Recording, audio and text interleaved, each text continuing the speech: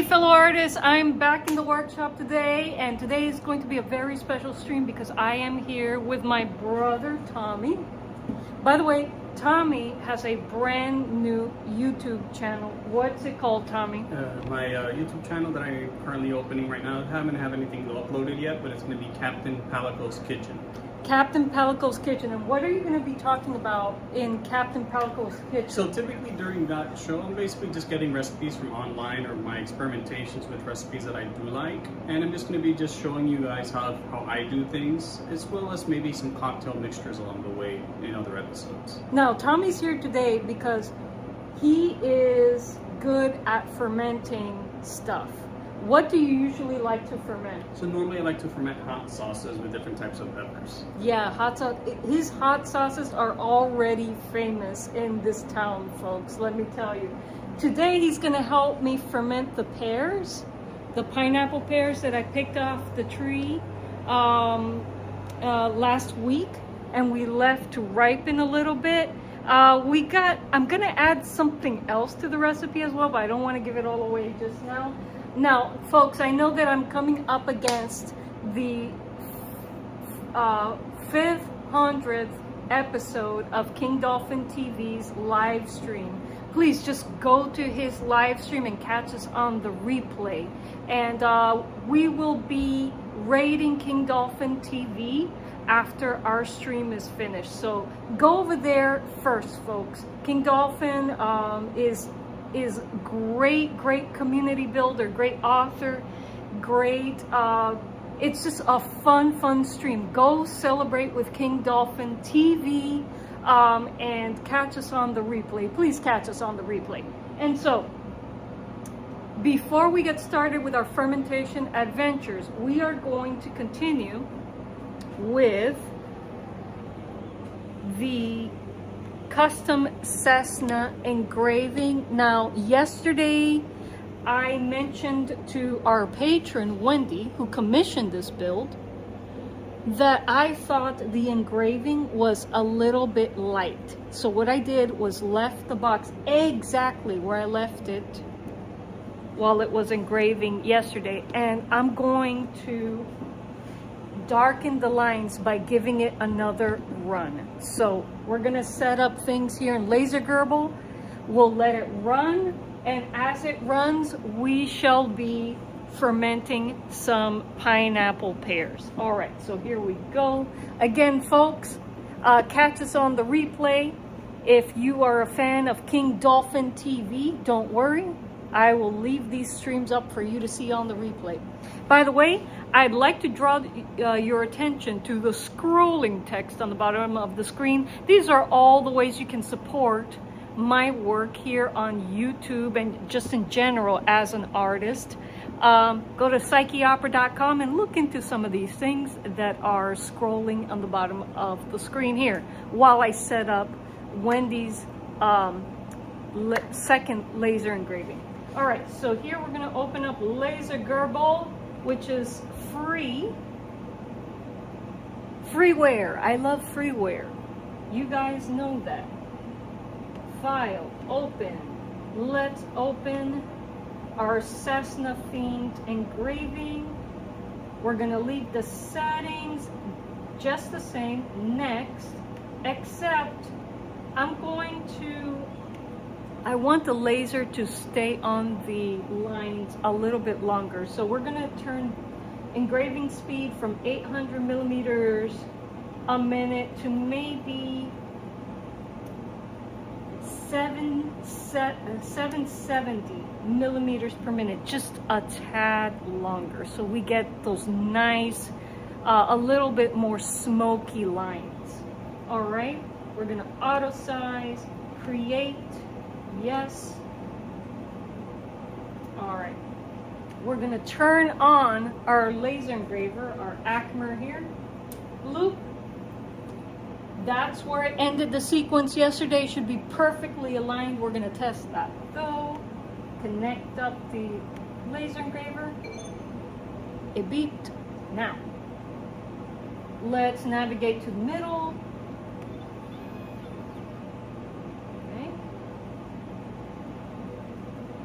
Middle.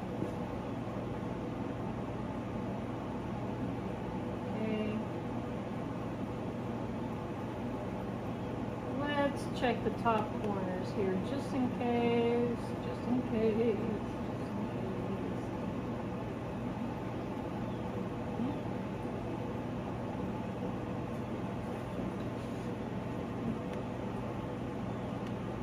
Okay, we're all right. We're all right. Okay, we're gonna start this engraving again. It's gonna beep. I should get my goggles. Oh, my goggles are here. Goggles are here. All right. All right. And that looks like it's running the same way it ran the other day. Now, folks, if for whatever reason, when we come back to look at the engraving, if there are noticeable overlaps, like the alignment is not 100% perfect, what we're going to do is sand off the engraving and do it again, and I will tweak the settings so that our lines on the onset are darker right away.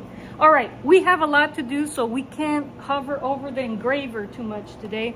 So I'm gonna take you guys on a journey, because on the way back into the homestead, Tommy, what did we see on the way back into the homestead? We did see a turtle on the side of the road. We saw a huge land turtle on the way back in, and so I cannot pass up showing this to you guys. So I'm gonna flip the screen.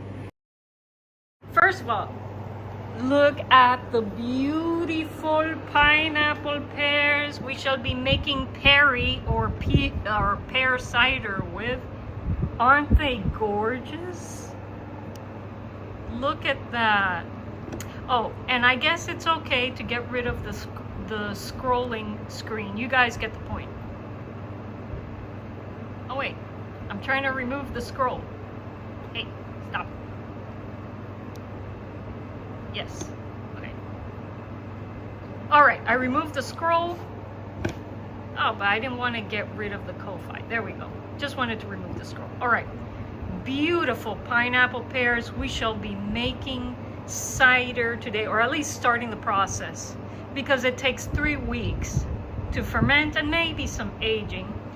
We shall be fermenting these with another ingredient, 2 other ingredients actually, and we shall be using raw honey instead of sugar. Actually, perry is a type of mead actually, and it comes out like a pear cider, so I'm very, very excited, folks. But first, let's go see that land turtle.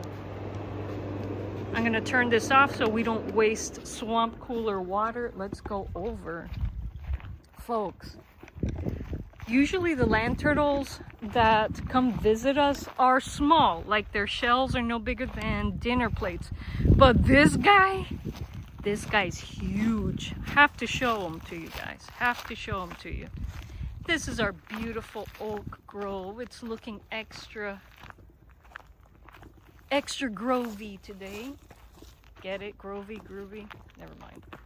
All right. So yeah, I wish I could film in there, but it's not safe. Some loose branches, and gotta do some trimmings around the edges, carve out paths, because I know that there are a lot of snakes in there. So for safety reasons, we got to steer clear of the oak grove until I can do some cleanup in there. But I would love to stream under the oak grove. Oh, on your left now. Okay. So on the mailbox side, Yes. Okay. Okay. This is going to be interesting. Now, if I knew what turtles eat, I would come out here with food. But, not that this turtle needs help finding food. It knows where to find its food. But I just wanted to be nice to it. But do turtles eat fruits? I don't know. I have no idea what land turtles eat. I know that they're herbivores, but I don't want to give it something that is not good for its digestive system or is toxic to it. Don't know anything about reptiles, folks. I just know that they're here. So This is the biggest reptile I've seen on the homestead, period. So I'm excited. All right. Let's see. Okay.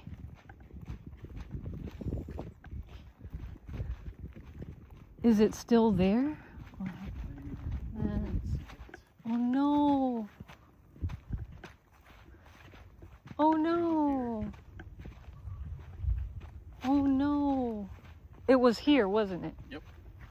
It left. Oh my God. We lost a turtle. It was a huge land turtle. Ah. Oh no. Can we spot it anywhere on the neighbor's land? No. We lost it. We lost the turtle. Okay, folks. Came out too late. I mean, they're not very fast. I figured that when we return to the area, it would be here somewhere nearby. Let's double check. That's how it gets in and out. Oh, folks, we lost the turtle. It was huge. It was a huge land turtle. I've not seen a reptile that big on our property. So disappointed. Oh well. Anyway,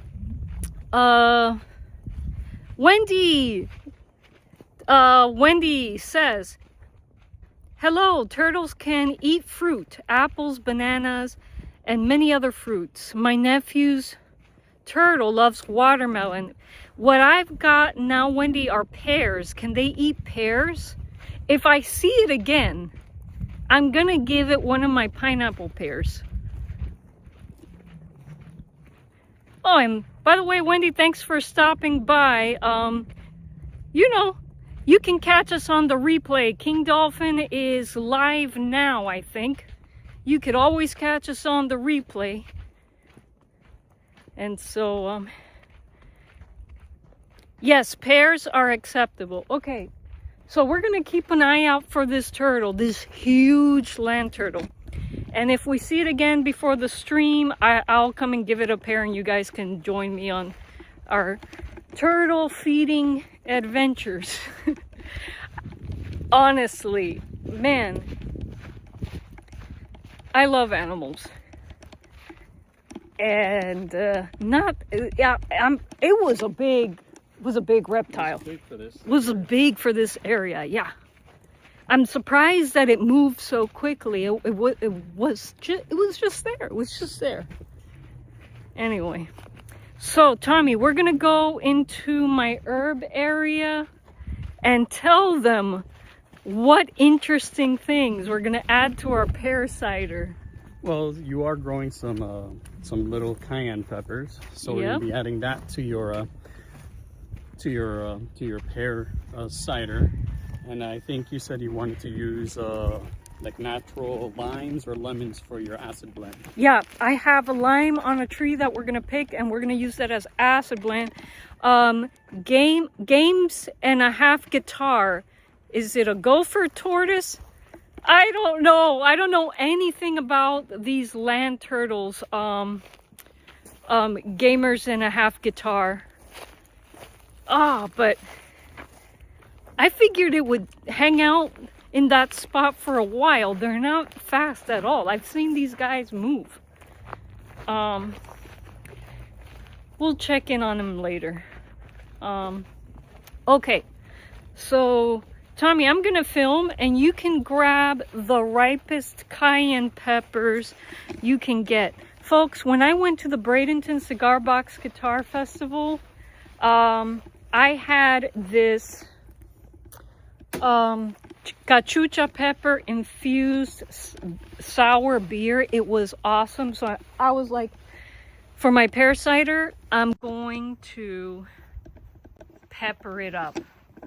And so Tommy is just gonna grab a handful of these cayenne peppers that are growing here. Let me get another perspective, guys. just a handful from one branch. Aren't they gorgeous, guys? Nice, nice, nice.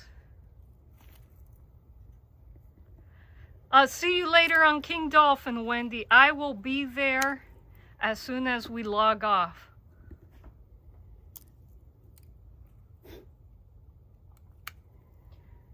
Yep. I think a few more. Yeah, a few more. It's a gallon's worth. I do want the spice to be felt. And so there's nothing like a cider that bites, folks. I think about one more. All right. It's about 7. All right, and we just need that the lime. I know where it is. Here it is. There it is. That's it. This is, folks, this is a lime. Oh, okay. I was able to get it by hand. This is a lime from a tree I grew from seed. We don't know what this lime tastes like. Let me see. It has a beautiful lime scent. The skin is very fragrant. So we're going to basically pineapple pears from my property, acid blend, lime from our property. Oh, good idea. And Tommy, you can put the cayenne peppers on the plate there so we could look at them. And these are homegrown cayenne peppers for some spicy ferment. Before we begin, let's just take a look over at the okay.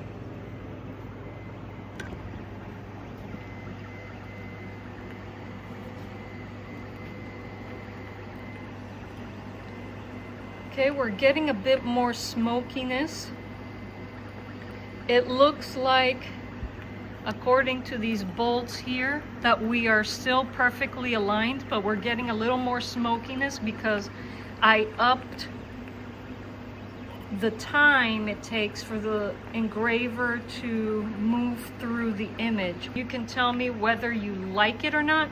If you dislike it, we'll just send it off and engrave it again with the proper settings. Okay, so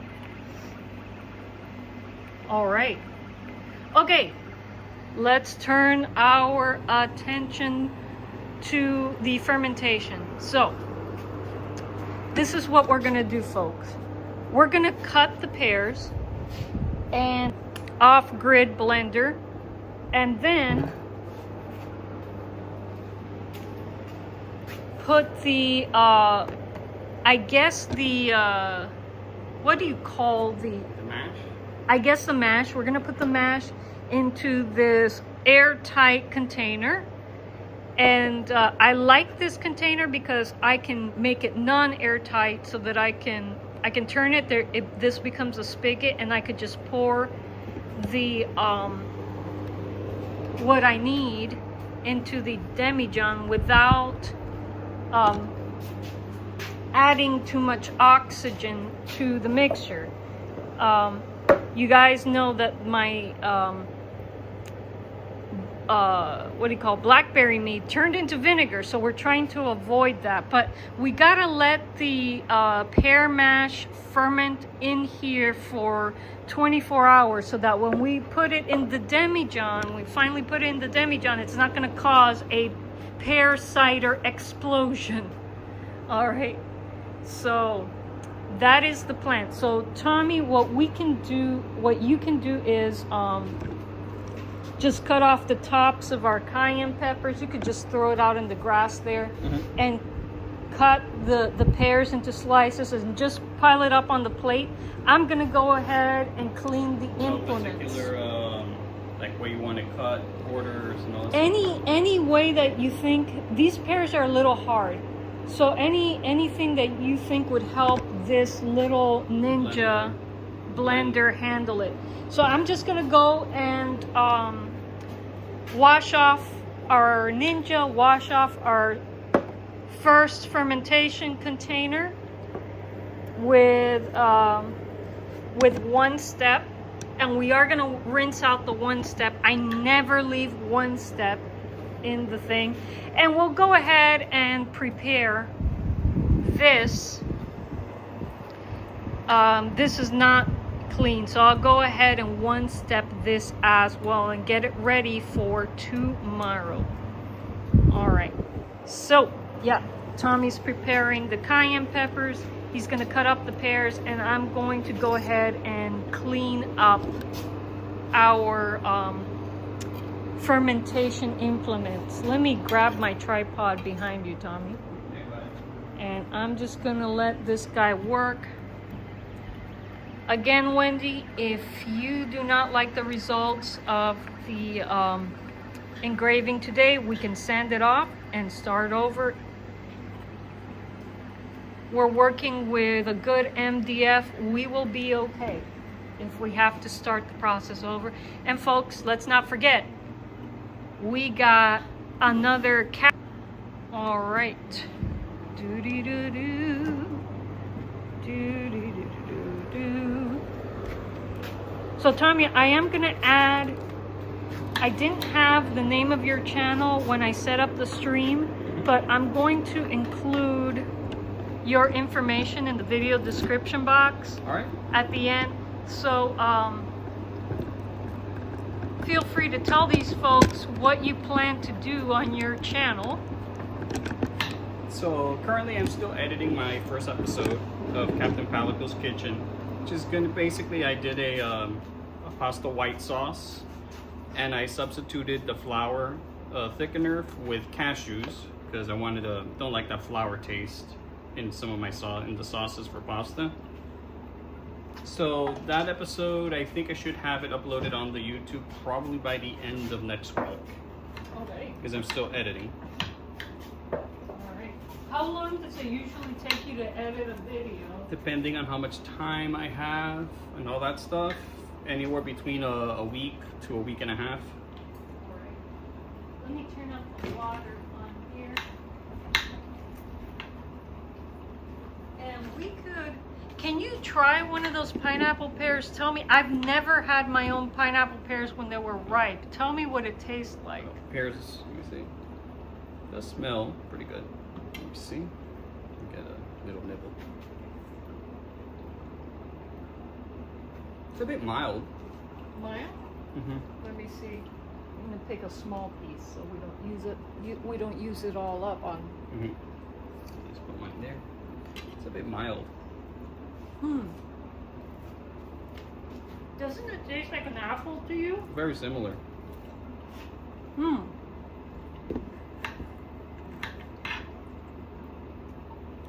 These do not taste like regular pears. They're not mushy at all. Tastes more like an apple. Now, what type of apple? The skin has a little bit of bitterness, which will give the wine a little bit of interest, right? Mm-hmm. The cider, oh yeah.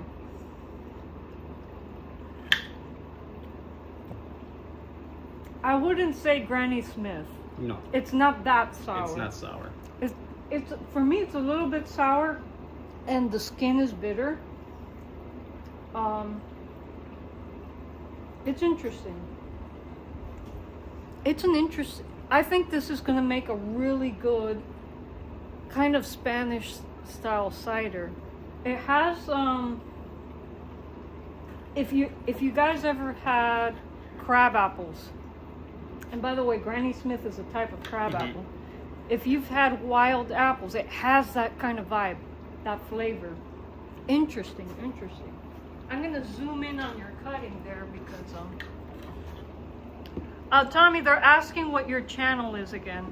So the channel where I'm gonna have my my cooking tips and all that stuff is gonna be called Captain Palico's Kitchen. Captain Palico's Kitchen, folks. So, Gamers and a Half Guitar, I'm gonna include a link to his channel after the stream. I didn't include it before because I couldn't remember what it was when I set up the stream, but I'll be of course supporting my brother's channel and giving him a sub. Folks, he's gonna have some cool homesteading recipes on there as well. So you'll want to follow his channel. And Tommy, again, is an expert at making lacto-fermented hot sauce. You definitely want to follow his channel. And he'll have other recipes, and he'll be featuring a lot of my mom's fermentations as well. Yes. So let me go ahead and turn off the hose here.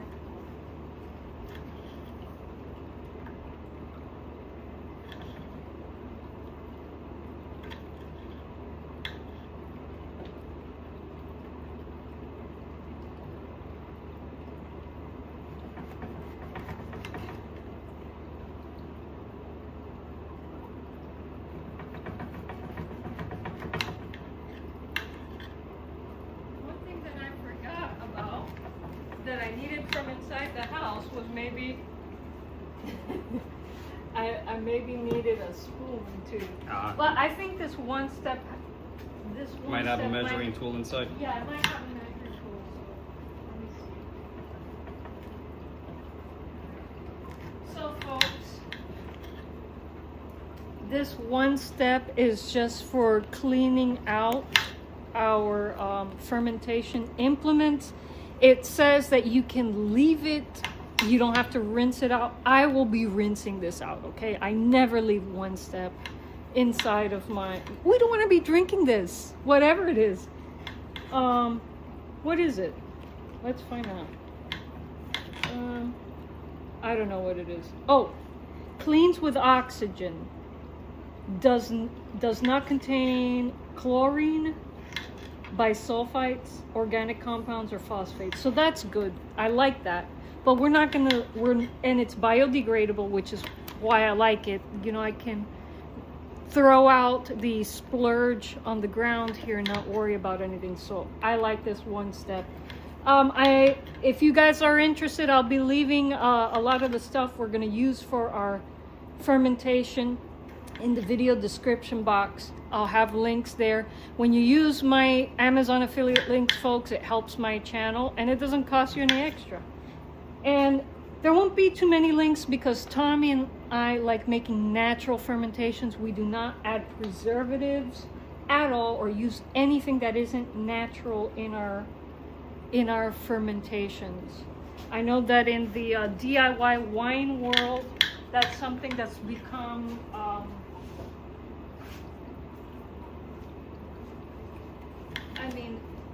standard practice, that we do not use the standard practice here. So if you're comfortable with the standard practice, fine. But if you want to try making your own natural wines, we're both very experienced in this. We've made lots and lots of ferments, and a lot of trial and error. A lot of trial and error, and their natural ferments are perfectly fine and healthy for you.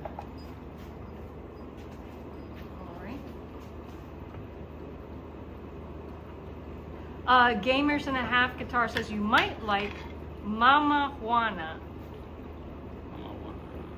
Is that a channel, Gamers and the Half Guitar?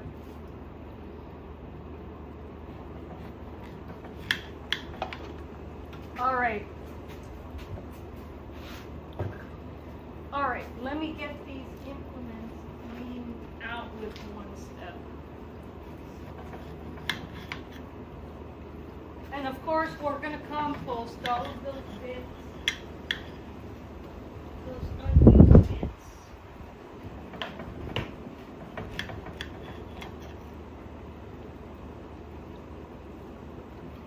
Ew. Of course, I didn't bring a measuring spoon. I'm going to go inside and grab one, Tommy. I'll be right back. Go ahead.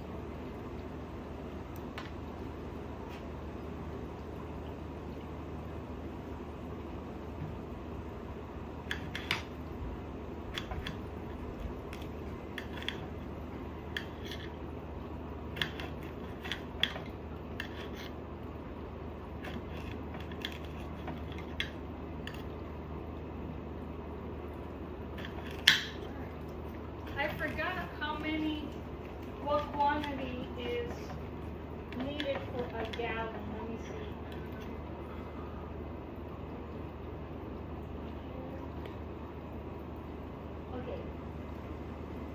Okay. 1 tablespoon per gallon of hot water.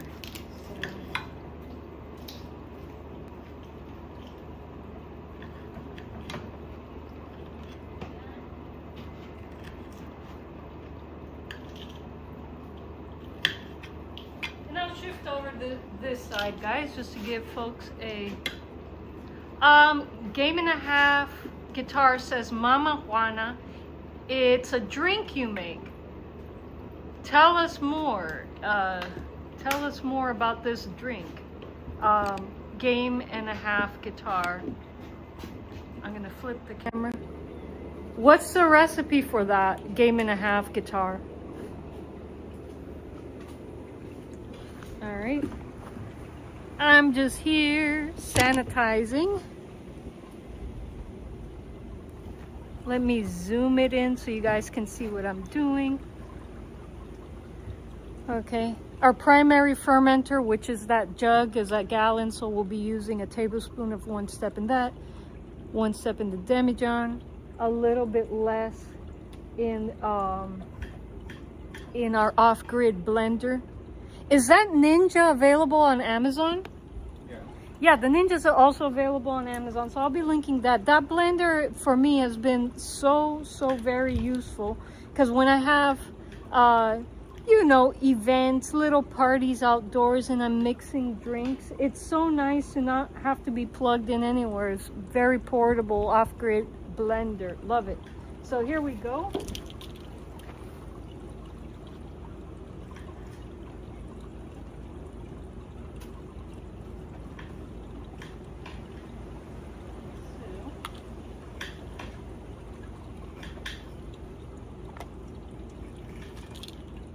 Putting a little bit here in the airlock as well.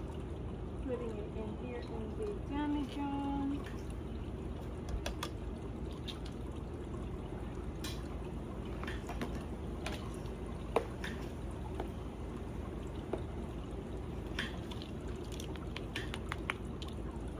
Okay.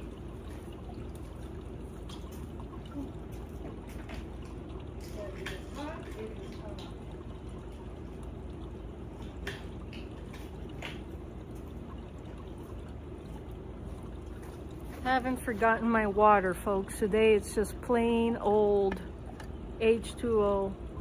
No kefir, no kefir, no kombucha.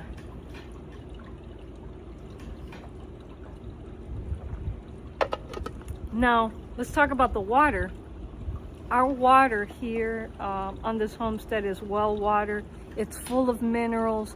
That's why I don't have to add any yeast nutrient to our ferment, because the yeast nutrient is already in our water. Ooh, Gamers and a Half has a recipe for us here. Gamers and a Half Guitar says, it's an old Caribbean recipe. You buy the jug of sticks and add your favorite drink to it. But it's typically made with 1.75 milliliters of red wine, 1 cup of dark rum, and a cup of honey, or whatever. That's interesting. Have you had that before? No, but I can try my own version of it, and I'll ask them once I get the ingredients and see how it comes out. Yeah, Gamers and a Half Guitar, Tommy likes mixing drinks, and he'll probably try that on his channel. So thank you for the recipe. All right. All right. We learn something every day on this stream, don't we, guys? Yes, we do. Yes, we do. Okay, so I'm just gonna fill this up. The water isn't hot, but if I put it in the sun, it will be. So it ties everything, that heat, trust me.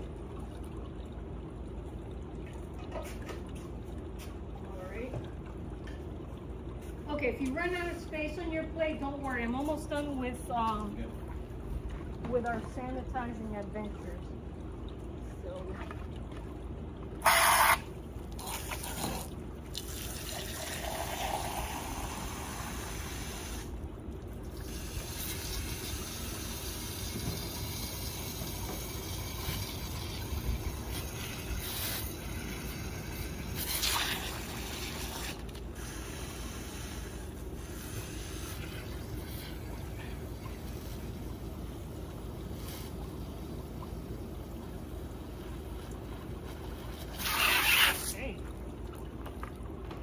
I don't know why.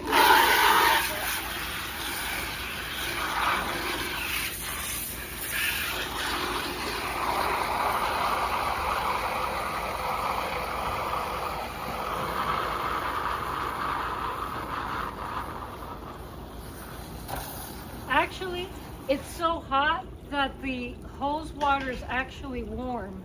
I'm gonna put it out in the sun because, anyway, because UV kills everything. But, yeah, it's hot out here, folks. It's hot. It is hot. Ain't gonna lie here.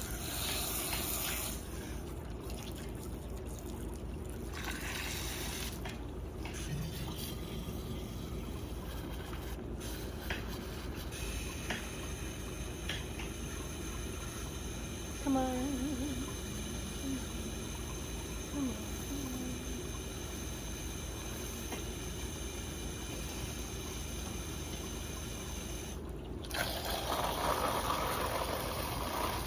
All right.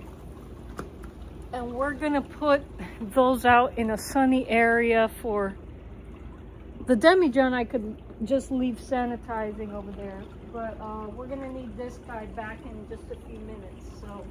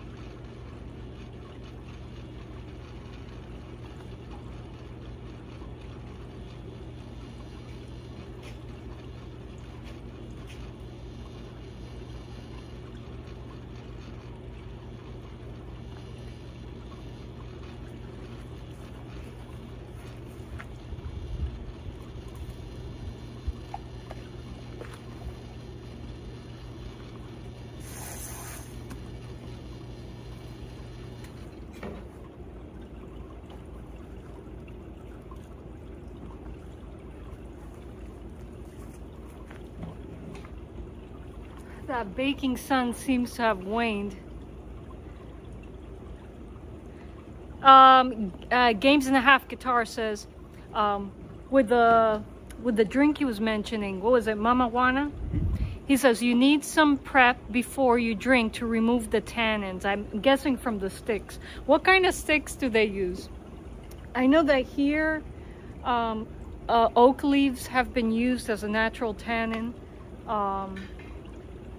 There's a lot of things out here that we have that have been used as a natural tannin. I don't know if oak bark, or not bark, but branches themselves, debarked, have been used as tannins before. I'm sure they have been. But let me know what you think, Games and a Half Guitar. We got lots of oak, and we got lots of live oak leaves and twigs, and oh, Jozer's back there. Hey, Jojo. He's eating his grass today.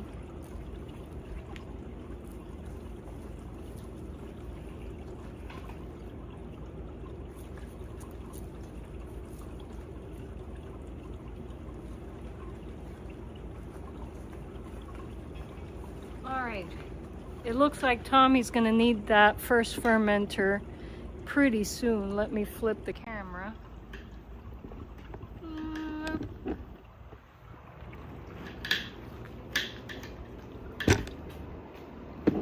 Oh yeah. Oh wait, we need to blend these. Have them in just a moment. All right. How's the engraver doing? Oh no. Okay. Too smoky. Too smoky. Can't fix it just by sanding that part.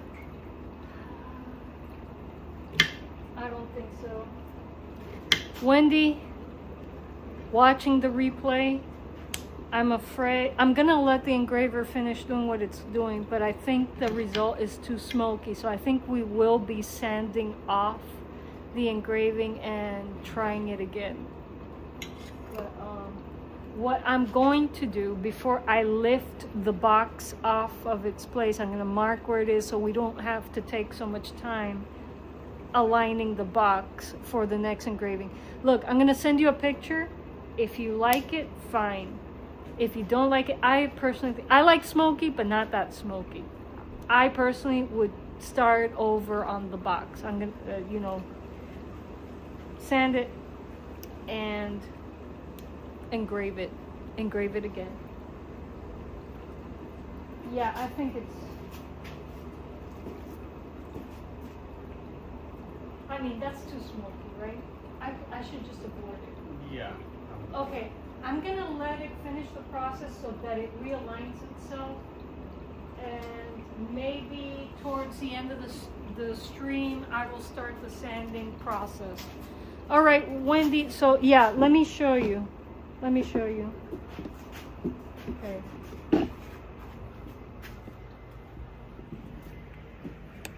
Okay. In my opinion, that's way too smoky.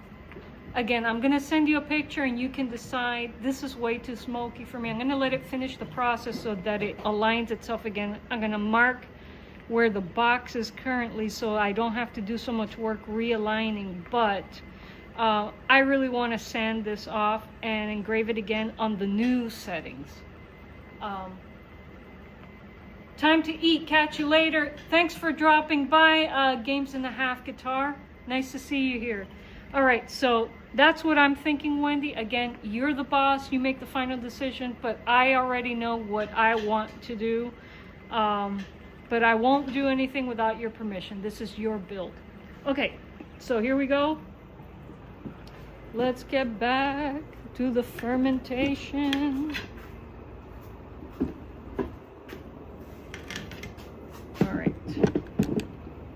All right, I'm gonna have I'm gonna rinse out some stuff.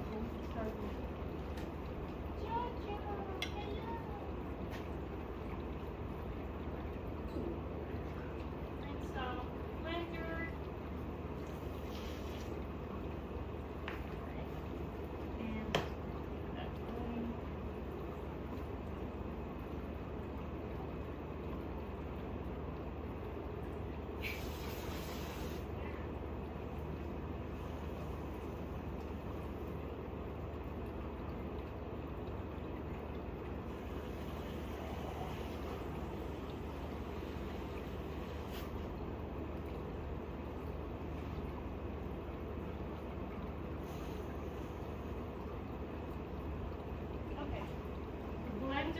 Ready to go, and I'll have the let me get the first fermenter rinsed out for you. Right.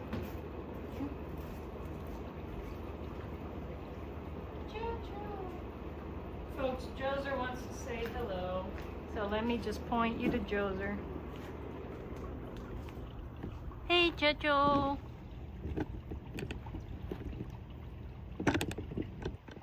Joser's just having a good time rolling around in the grass. He's a baby. Look at that baby. He's a poochie poo. Look at this poochie poo. Aww. Alright, Joser shall entertain you guys while I rinse out our primary fermenter. What do you think, Jojo? Yeah. What do you think, my poochie poo? What are you doing? I don't know what you're doing.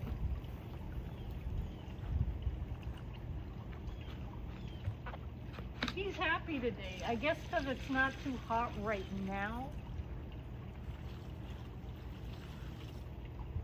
He's like, yeah. Roll around.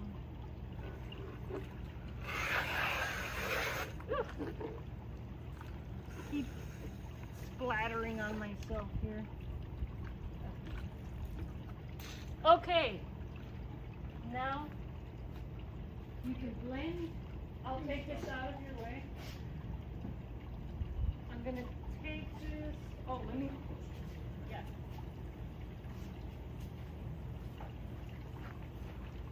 He just noticed we're doing something. You just noticed I'm here. Yeah. It's like, who are you? All right. So I'm gonna get. Let me pull out.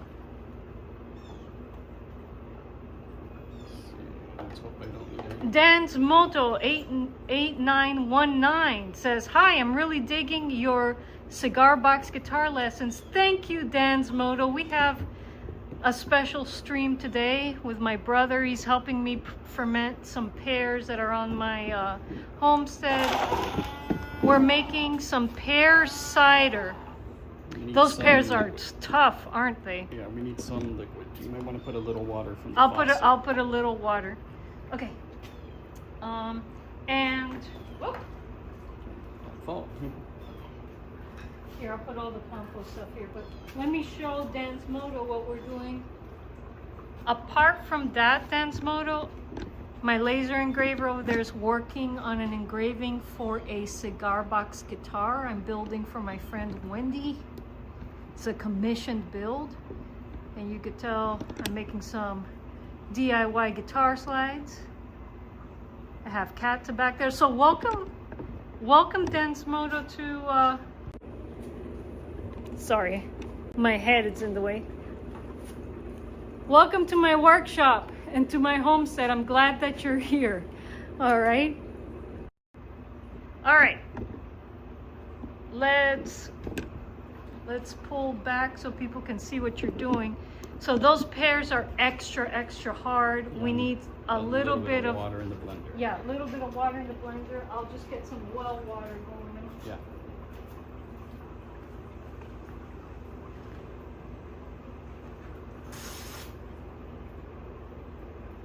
That should be enough.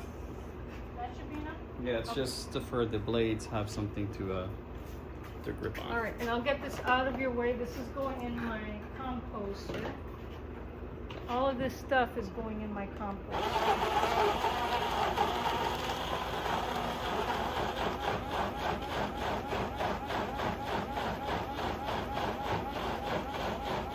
And Tommy, in between blends, let me give you the cap. Yeah. Yeah. Because we want as little oxygen coming into this ferment as possible, because you could have a little bit, but if there's too much, you run the risk of making vinegar. And I've already made tons of that with Ma's blackberries. Yeah, I know. So. I had a mishap when I was making my honey like a couple of years ago. All right. So this is going to our composter.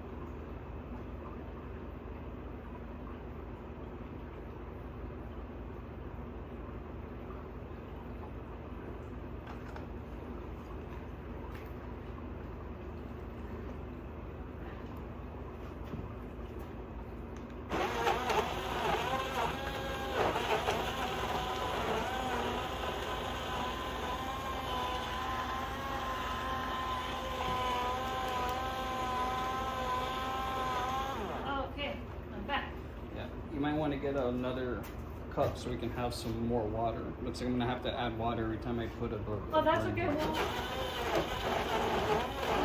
Water, let me know. I'll come with I'll come fill this up. As soon as I untap them with the mash, you actually can smell this. Alright. Alright. I think I can help you with the pear cutting, so I'm going to go ahead and start cutting up some pears. Let me see, can you see my side of the table? Yes. Alright. Alright. Start cutting pears. Yep, may need a little tad more water.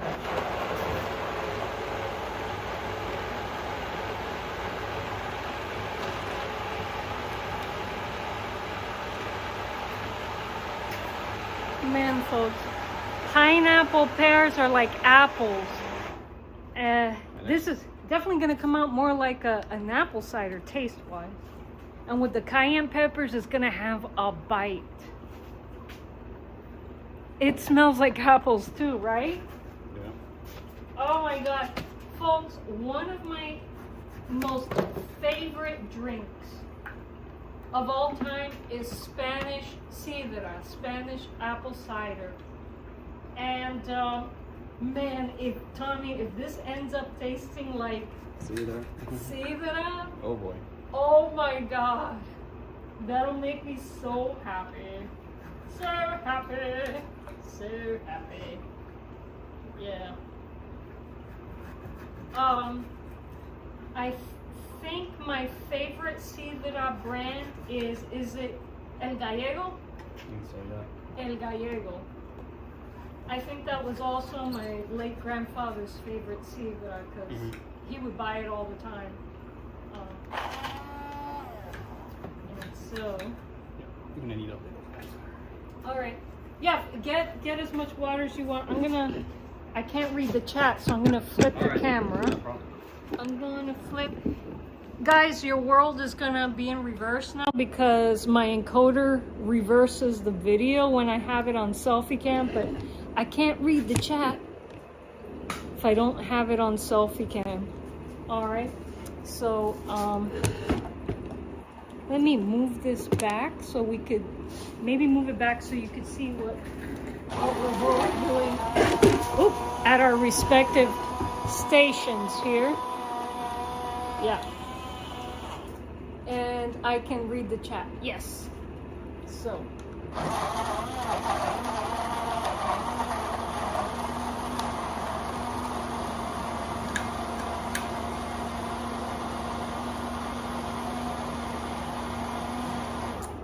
And I think the skin of the pears, we're going to leave the skin on, and that the skin of this pineapple pear is a little bit of bitter, so that's going to give us a bit of tannin.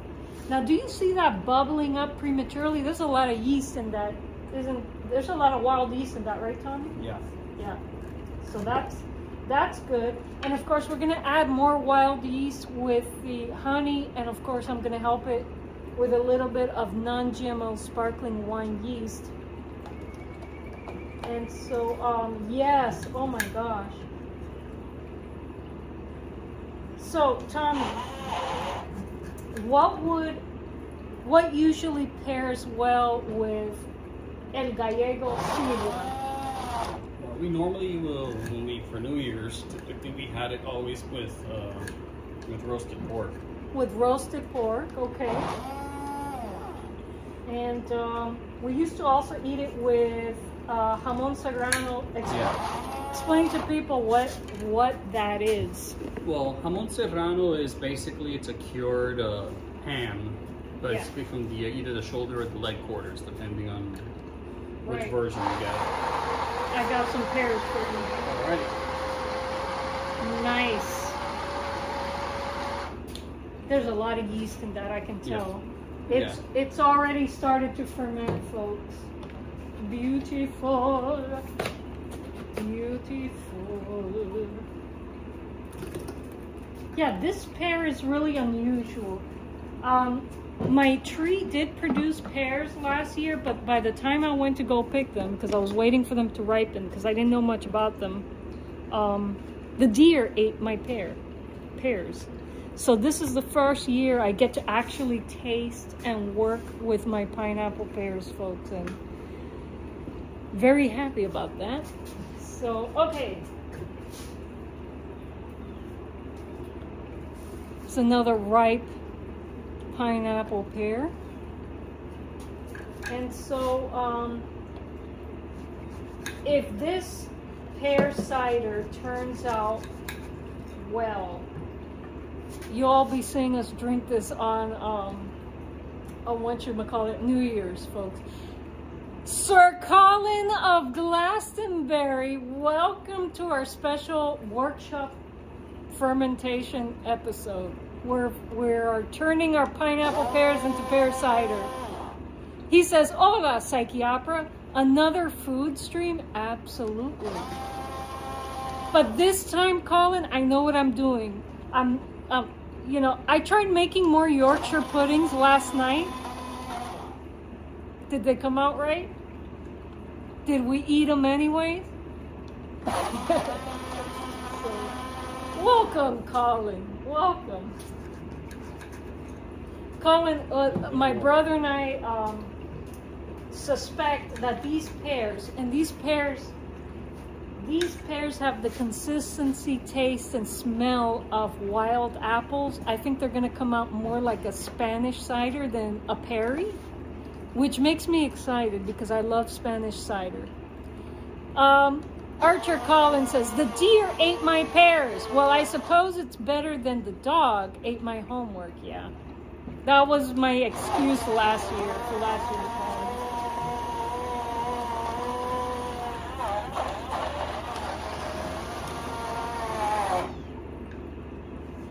You know, the deer might not have had a chance to eat my pears, Colin, but they might have gotten to my passion fruit.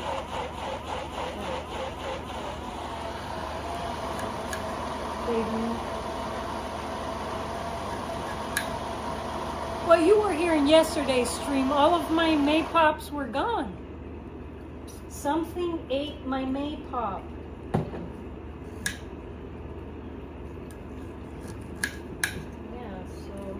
I don't think it was deer because, I don't know. Deer tend towards things that are more fragrant. I don't think it was the deer. I think some possums took hold of my maypop. Alright. I'm just transferring some cut pear. And we're just making a gallon, folks. A gallon's worth of pear cider. How many wine bottles would that fill up, Tommy? Depending on the size of the bottles. Just a regular. Standard wine bottle. Yeah, standard wine Could be bottle. anywhere between 26 to 32 bottles. Just 1 gallon? No, 1 gallon. Yeah, just 1 gallon. That's 5. So 1 gallon. You might get maybe 5 or 6. Okay, so small micro batches. That's what we're doing. Small micro batches.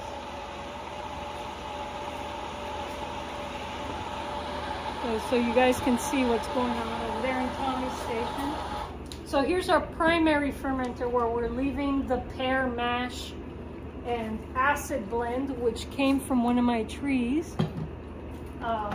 We're going to leave that overnight before putting it in the demijohn, because if we don't do that and we just go straight into the demijohn, we're going to get a pear cider explosion through the airlock. So we don't want that. We do not want that. All right, let me wash my hands a little bit.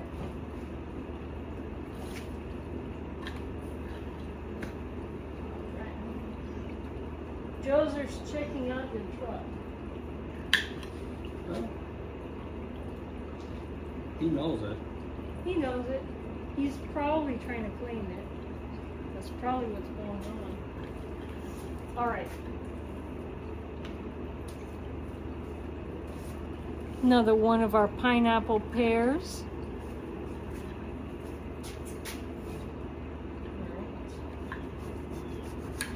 And we're leaving the skin on because we want, ooh, this one's a little dusty. I'm gonna clean it. I'm gonna,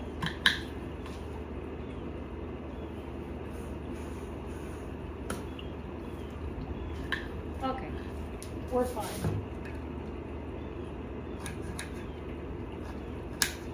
Yeah, these pears are firm. Unusually firm for ripe pears. Smell like apples.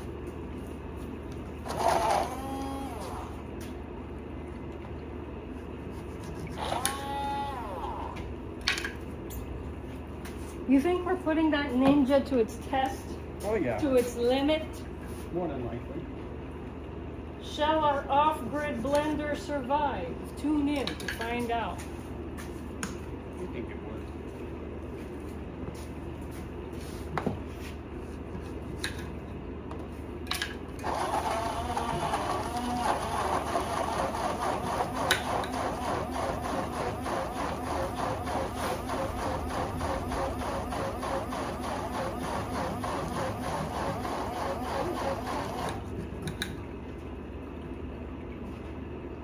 Take out the seeds.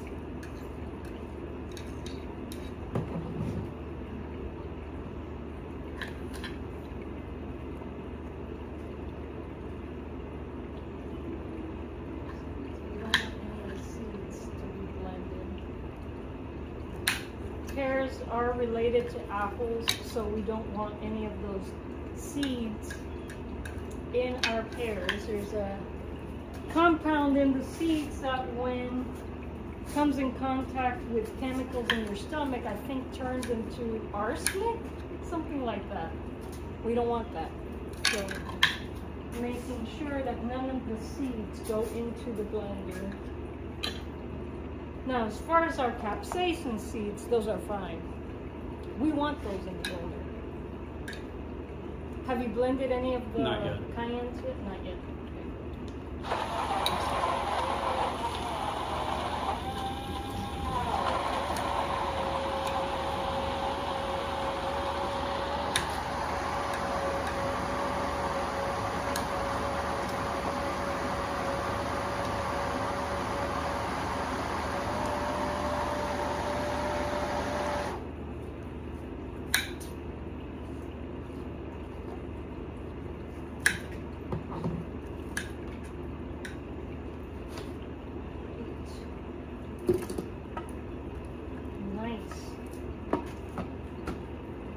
I can already see some fermentation action happening there.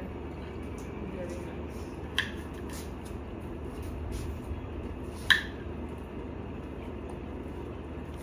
This one, I think, is the most ripe of all the ones that I've picked. It has a tiny bit of give, but not a lot.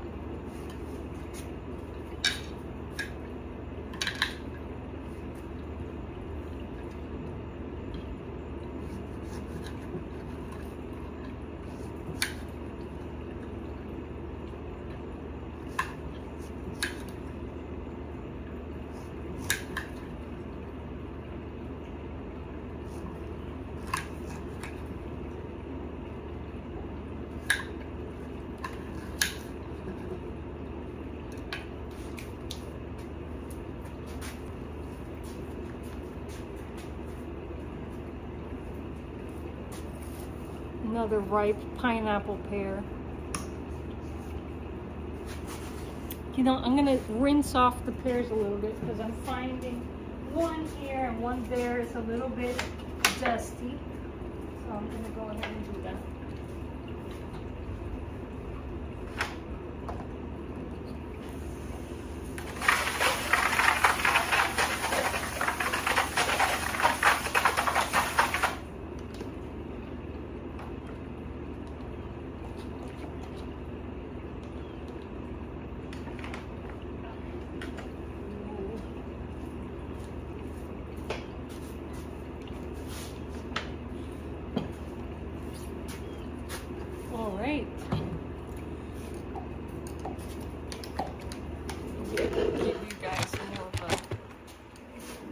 perspective here. Okay. Another pineapple pear.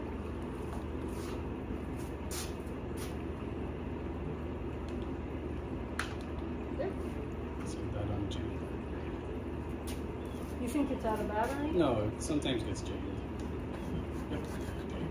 Oh no! Oh no! My knife is a little bit longer. Maybe you could.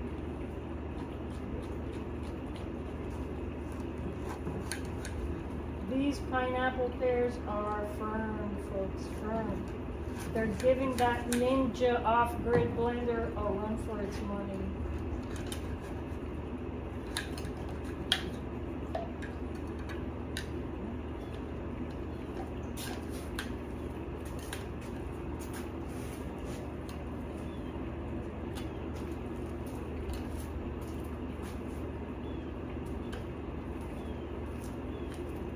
Another pineapple pear. Why they call them pineapple pear? Why the name? I don't know.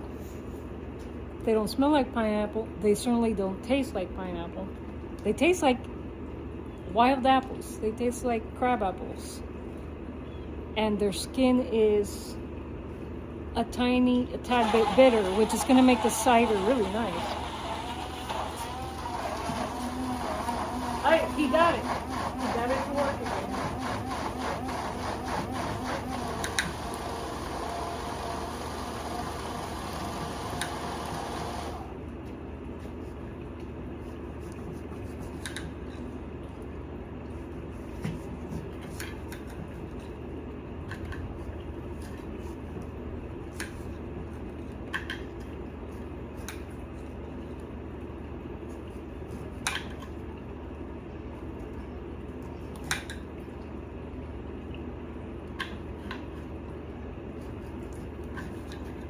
Don't worry, folks. None of these leftover bits go to waste. They go into our composter.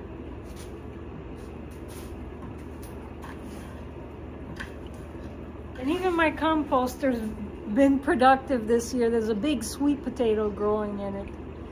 Colin says, then again, as far as I know, pineapples aren't a type of apple. So that's true. That's true, Colin. Yeah, don't know who named these pears. What would have been a better name for these pears? Woodland pears. Or,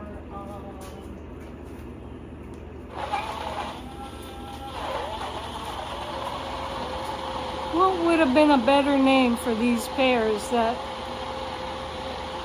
don't really have anything to do with pineapple?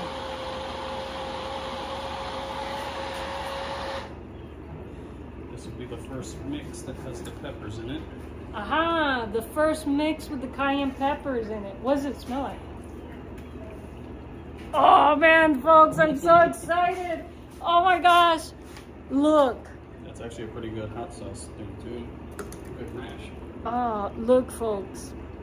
Let me tell you something. When I had that sour beer fermented with cachucha peppers, I fell in love, and I'm like, I have cayenne peppers on my property. I'm growing them in my garden. I'm gonna use it in my pear cider. And so it smells amazing. Just imagine. Again, these pears have more of an apple scent, like a crab apple type scent. So imagine a sour, kind of bitter apple scent put together with cayenne pepper. Right, guys? Right? Don't tell me, do not tell me that you don't think that's good. It's good. It sounds good. It smells good. If it smells good, it's likely to taste good. At least that's my theory. So,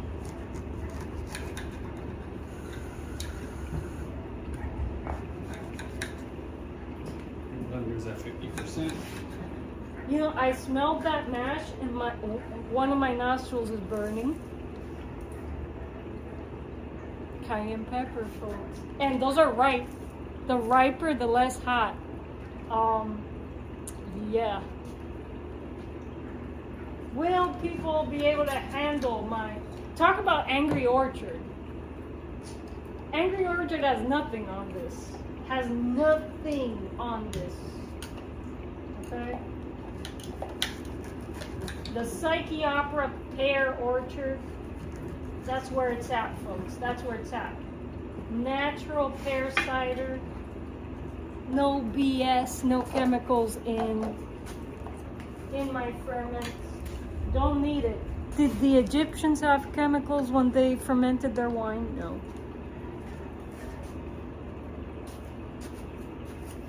Alright.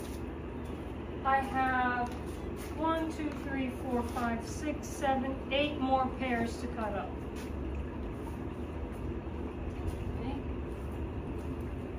Here's the famous pear. You guys will recognize this pear from my short. And there's another rainstorm coming. We're probably going to be fermenting in a thunderstorm very soon, folks.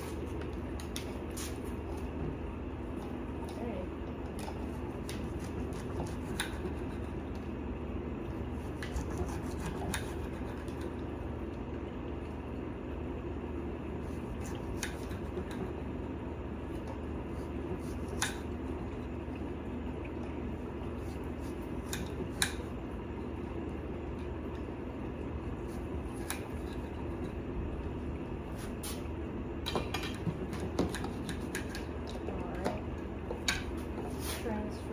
Over. Look, has the consistency of apples. Firm. Smell like crab apples. You might want to cut them a little bit more cute because you're getting stuck in the plate. Okay, smaller. I gotta cut them smaller, folks, because they're giving our Ninja off-grid blender a run for its money. Yeah. More cubic.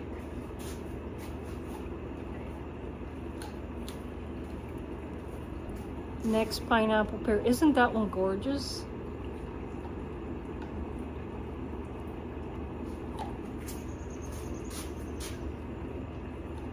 Okay. How do you unstick the, oh, just with the knife. Mm-hmm. Just gotta clear the blades. Yeah, it's basically what it's Alright, I'll cut them up.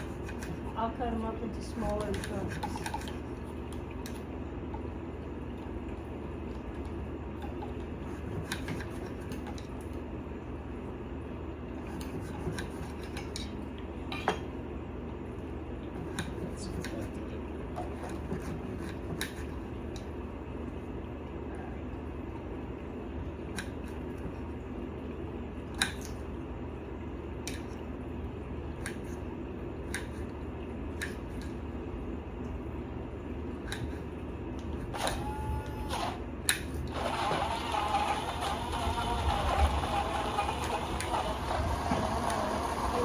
Storm brewing in the background. Hopefully we won't lose we will be okay for our fermentation, but I hope our laser engraving doesn't get interrupted again. Even though we're probably not gonna stick with that engraving, I needed to reset in the exact same spot it left off yesterday.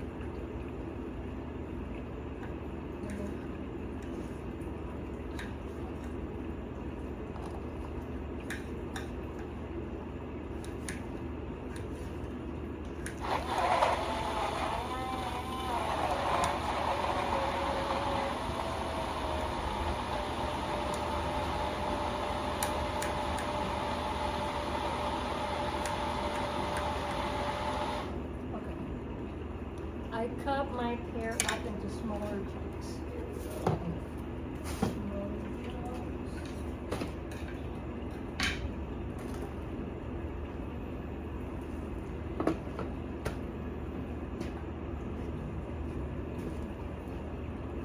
Yeah, the engraver is like 2/3 through. So hopefully it will finish before that storm descends on us. Just blend pure water for now. See if everything is stuck.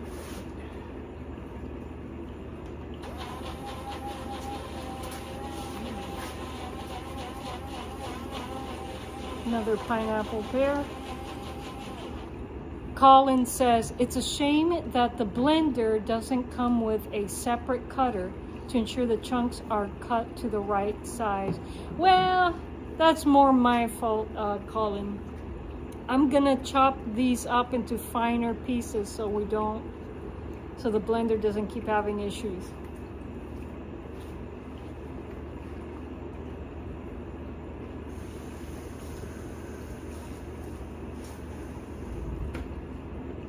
Joser's on top of your car. On the hood? On the roof. My cat's on the roof of his car. He likes claiming cars. I don't know why.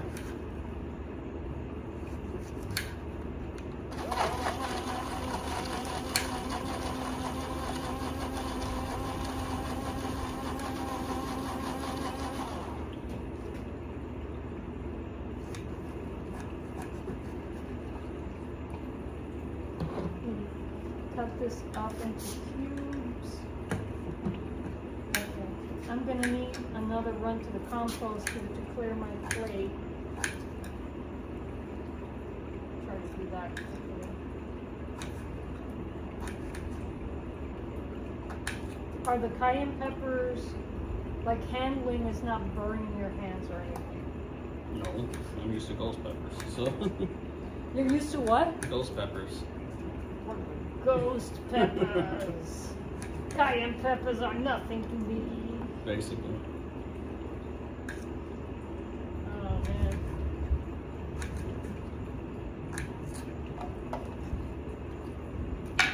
But when I stuck my nose in the blender, it burned one of my nostrils, okay? So those cayenne peppers pack a punch. When you blend them, they release the capsaicin into the air, so. Oh yeah.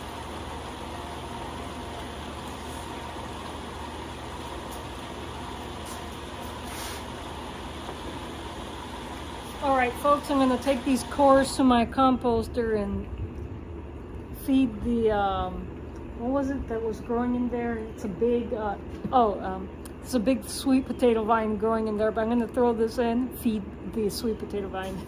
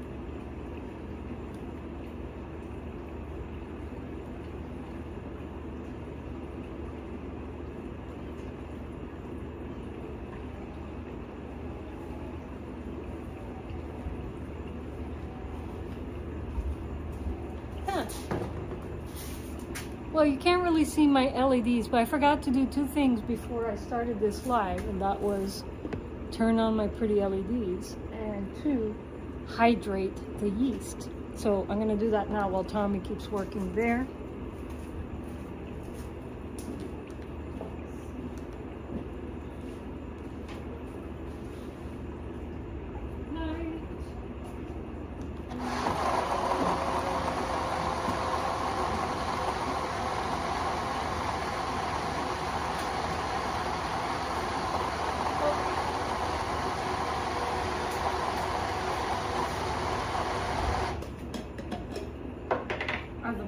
starting to get to you?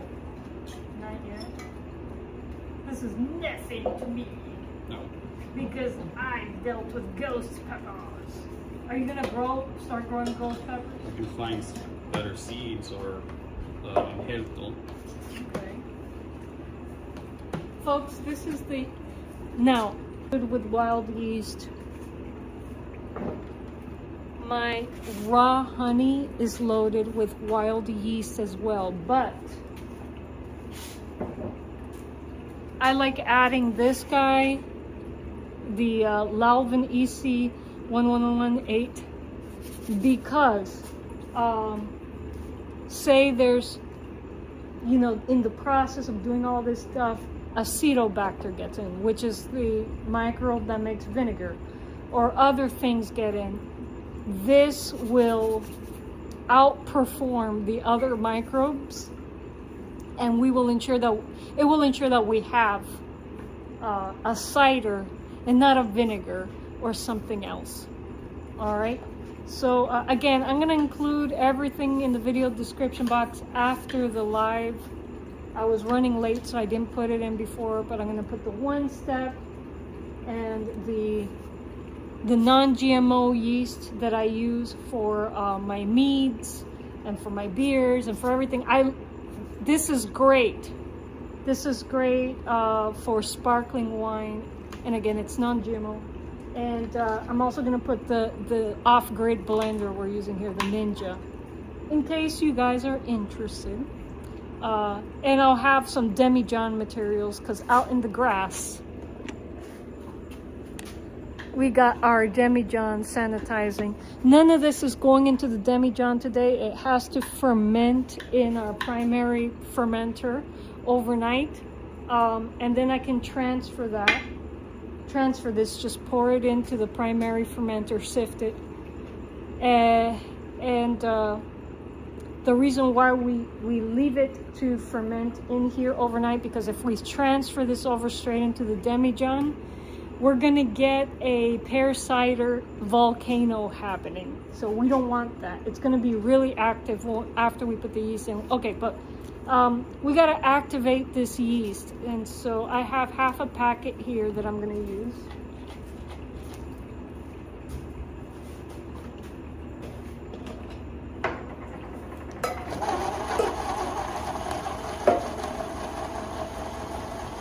One packet of these ferments 5 gallons, so half a packet is enough for what we're doing today. So,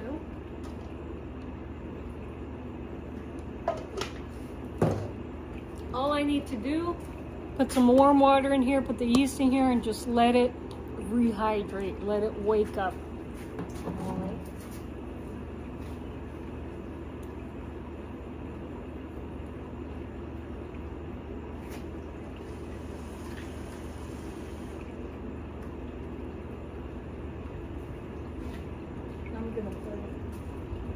Next to my pears here, so you guys can see what I'm doing.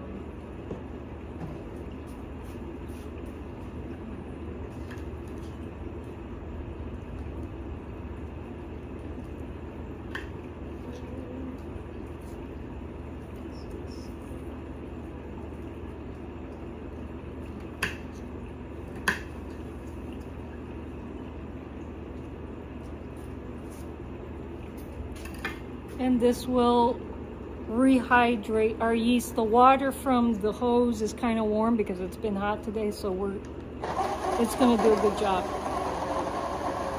Colin is asking, pear cider volcano? Parampe, Paratoa, Paratha, exactly. Yeah.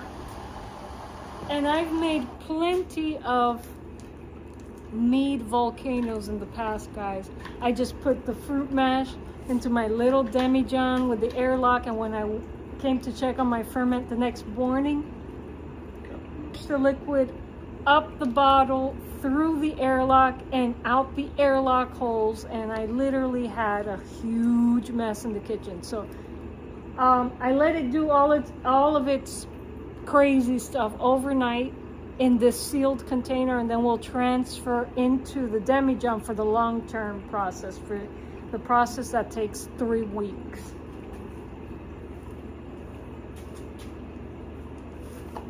Okay, so I'm going to continue to cut pears here while our yeast is rehydrating. All right, pear cutting.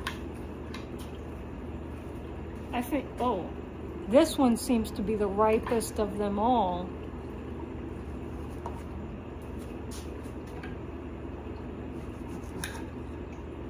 Yeah, this one is not as firm as the others.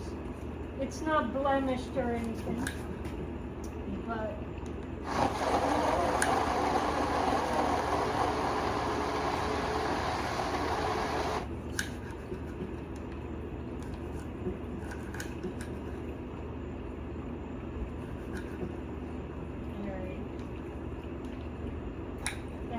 cut it into cubes so our Ninja doesn't get mad at us. The charger for Ninja. Hold on. Because we still have 1, 2, 3, 4 pears left. Those are the ones that we still have on the plate. Yeah. We gotta charge it for a bit. Alright. Well, that means we could head over to we could look at the laser engraver. We can head over to the composter and I could show you guys the massive sweet potato vine that's growing in there. Take the compost out. Maybe we'll have time to play a little cigar box guitar, I don't know.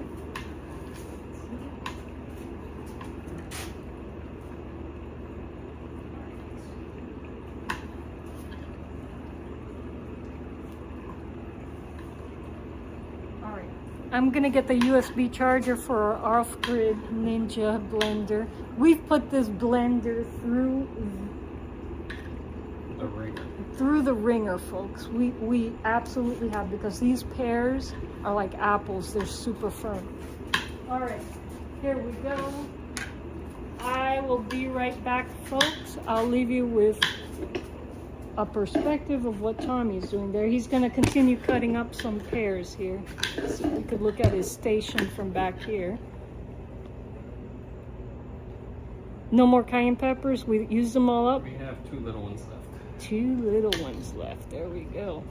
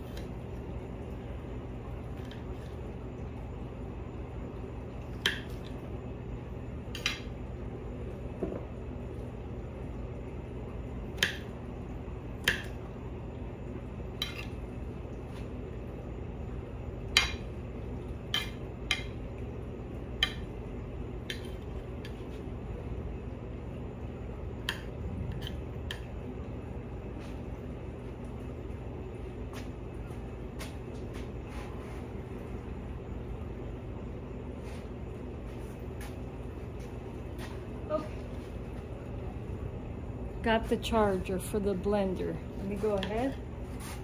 Charges via USB, folks. Nice little convenient off-grid blender. Colin says, perhaps oddly for an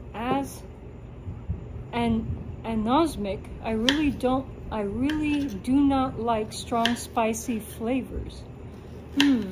Well, Colin, we're all about spice here. I mean, and Tommy is more about spice than what I am, and I love spice, so that tells you a lot.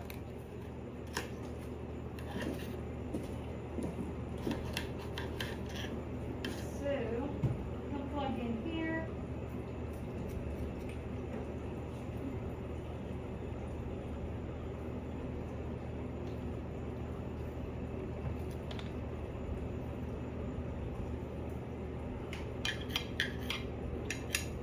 Okay, plugged in. The button is red, so when it turns green, it's ready again, right? Yes. Okay. All right. So I'm gonna help Tommy continue to chop up pears so we can put them in the blender.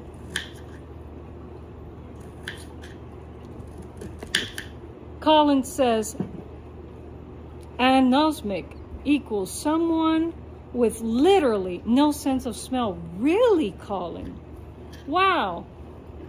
And that affects your taste buds, doesn't it? Yeah. Wow. I'm sorry to hear that, Colin. But you say you don't like spicy foods? I would think that spicy foods would be more interesting to you, but that's fascinating. All right. We're down to our last 2 pineapple pears, folks. Last 2 pears to cut. Finally.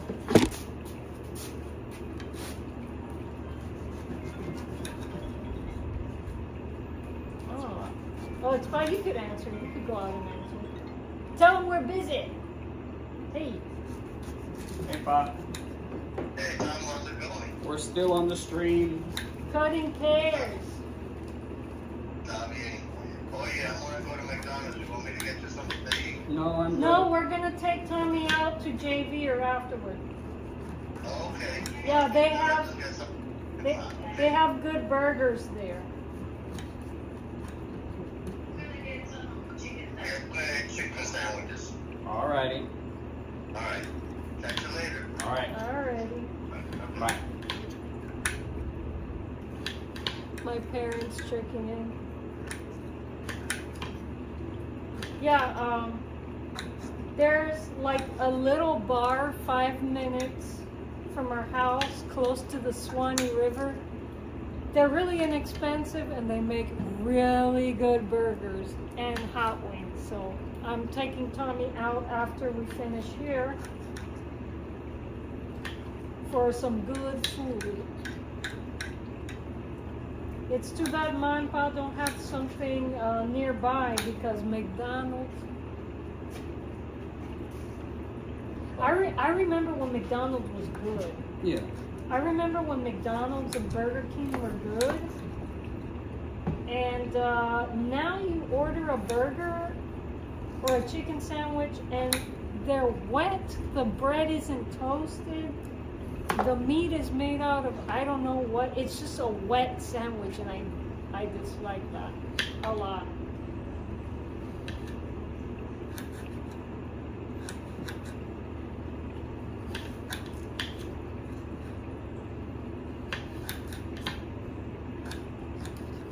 All right. Whoa, we finished with the pears. Mm-hmm. Okay. So.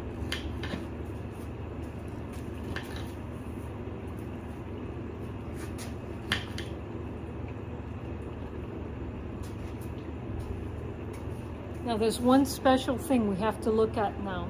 Archer Collins says, hey, you can't miss what you never had. And yes, which is why I find it odd. You would think that a taste would need to be stronger for me to taste it. Interesting. Yeah, I've never heard of that condition, Colin.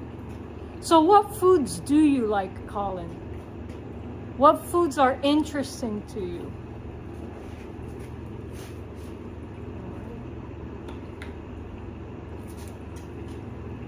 By the way, folks,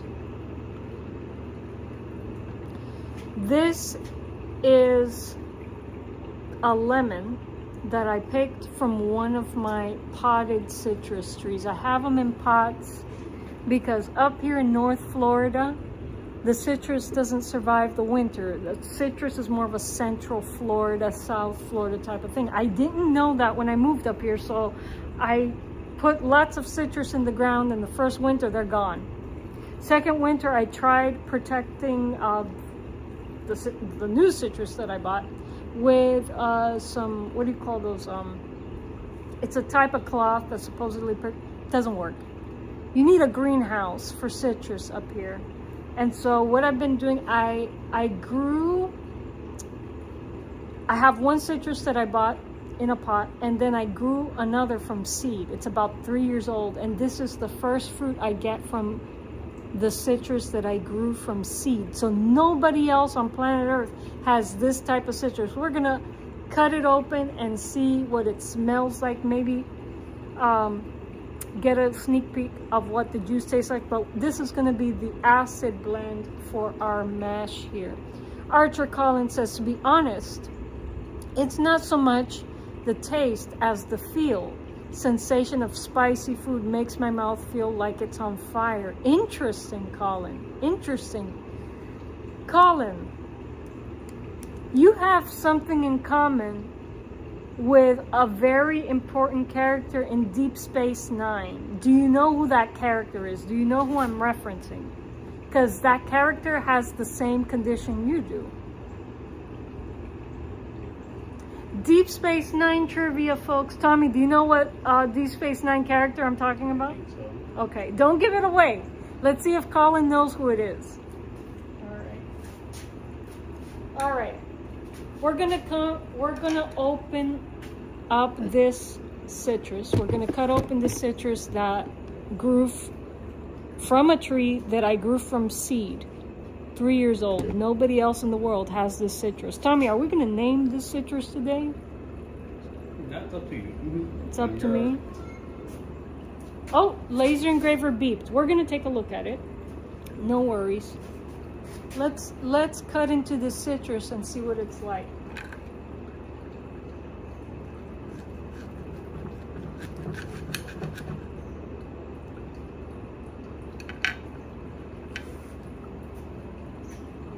Wow, Tommy, this looks like a sour orange. This looks like a sour, and it smells like a sour orange.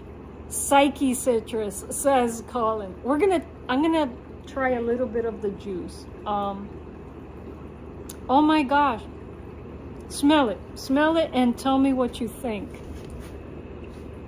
Yeah, that smells more like a sour orange. It smells more like a sour orange. Folks, we're Cuban. You know what type of sauce we make with sour oranges, Tommy? What's it called? Oh, I call it a green sauce. Mojo. That too. But if you go to Sedano's, it says mojo.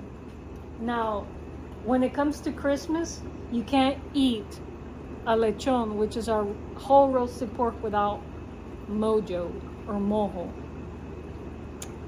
Oh my gosh, we have a type of sour orange tree on our property, in a pot. Colin says, not off the top of my head. He's talking about the Deep Space Nine character.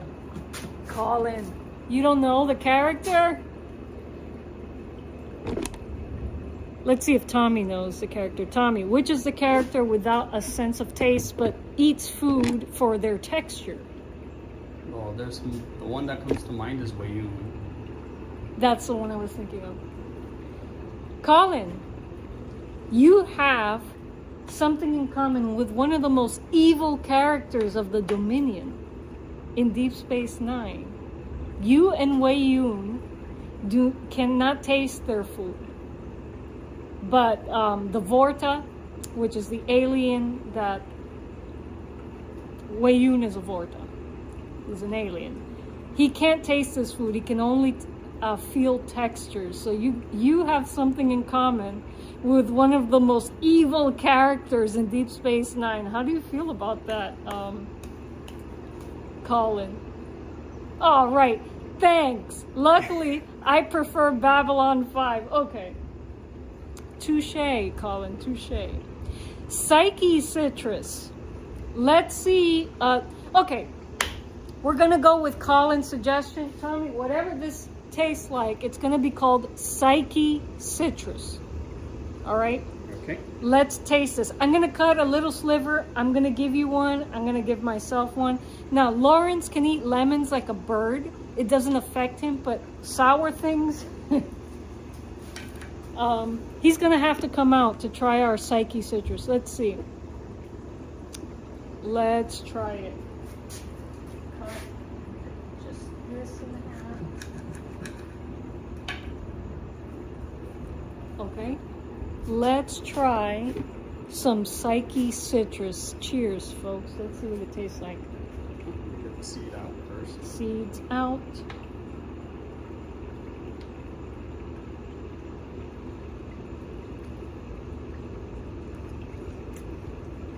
Ah. Sour, but not as sour as you would expect. Salty.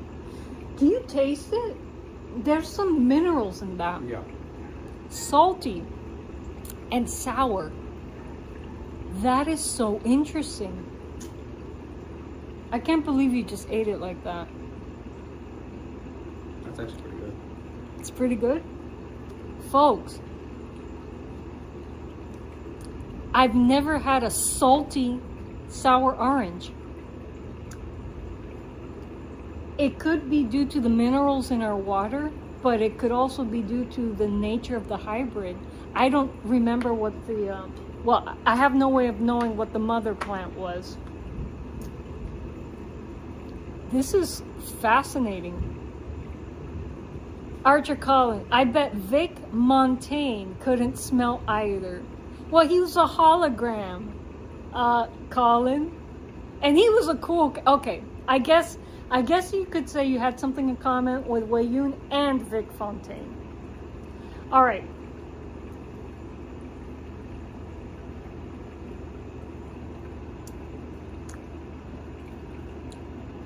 I like it. I know that was unrefined, but I like that. Ugh. Gotta wash my hands.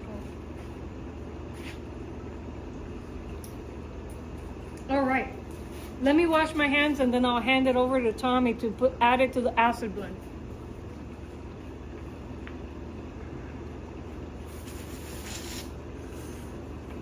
You're gonna add it directly to the mash. Yeah, you could add it. Just take the seeds out. Okay, so Tommy's gonna add some salty Psyche citrus, which is a very salty, sour orange. And Colin named it. Colin, you can take credit for naming this citrus, Psyche citrus. All right. Archer Collins says, and thanks to DS9, we know what finally happened to Tony from the time tunnel. I don't know, Tony from the time tunnel? I don't get the reference, Colin. You'll have to explain that. All right, so he's adding our Psyche citrus juice to as acid blend for our pear cider. Oh yeah. Now we do have the jar of honey here, folks. It's just for show because this doesn't go into the mix until it goes into the demijohn tomorrow. Oh, the same actor that played Vic. Okay.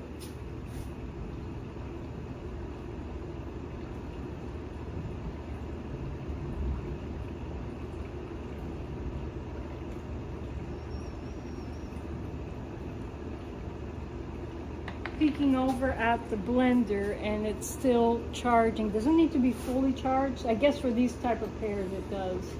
We can let it get to yellow. Okay. At yellow we should be able to blend a few more times. Let me, all right, so Psyche citrus has been juiced. And hopefully we'll get more fruits from that tree moving forward. Nobody else has this citrus. Amazing. So those are the remaining pears that need to go into our off-grid blender. There's our mash with our cayenne peppers and acid blend. We're waiting on our blender to go yellow. So we're charging it up, waiting for it to go yellow.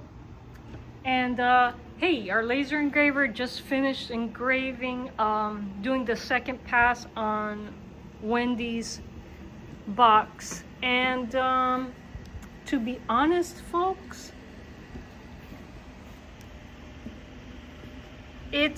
for me, it's a little too smoky. It's a little too smoky for me. I think Wendy will find it a little too smoky too. I'm gonna leave it where it is to mark the box location because if Wendy agrees with me, I'm going to scrape off the engraving and we're going to engrave it again with the new engraver settings I used today on the onset. And then we won't have to do so much box. I lost the word. We won't have to do so much box alignment if I mark where it is, if we're gonna engrave this again. All right, so Wendy, if you're watching the replay, is this too smoky for you? I think it's too smoky. I can scrape this off with my rotary belt sander and we will engrave it again until it's perfect, until it looks exactly how we want it to look. So let me know, Wendy. Shoot me an email. All right. Or you can leave a YouTube comment. I check those every day as well. All right. So while we're waiting for the blender to recharge there, we can take my pears out to the composter. So let's go do that.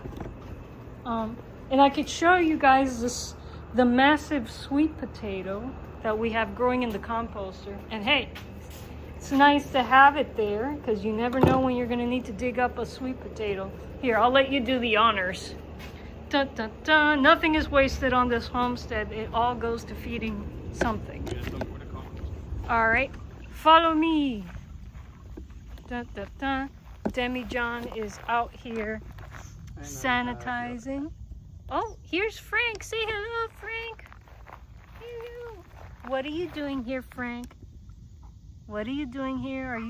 You want to fight with Joser? No, you don't. Come on, let's go to the composter. Come on. All right, heading to the composter.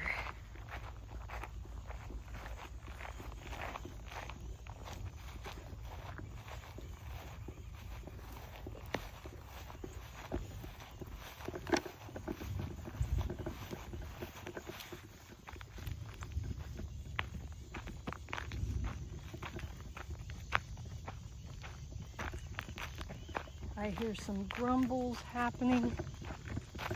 Grumbles. Okay, watch your step here. Watching the ground.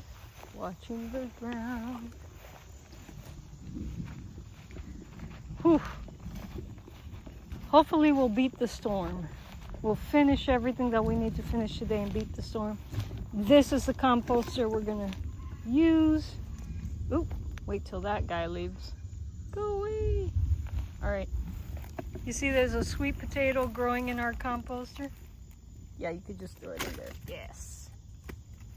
And so that sweet potato is loving it in there. So, hey, Jeff, the expert winemaker, is checking in for a few minutes, folks. Hey, Jeff. We are working on our Perry today. And so I think we can fire up the blender even though it's not completely ready. We'll give it a shot.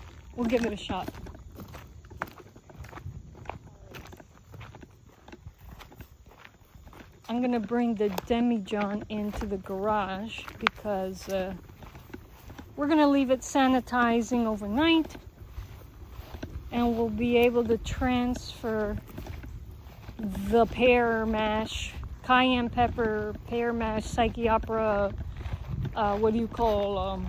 citrus mash into the Demi-John tomorrow and then load it up with some raw honey. Okay, so this guy is staying up here overnight. Here. And so we gotta finish putting that through the blender.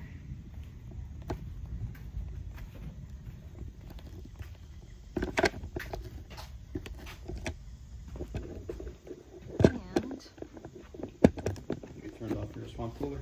yeah, I'm gonna turn it on now.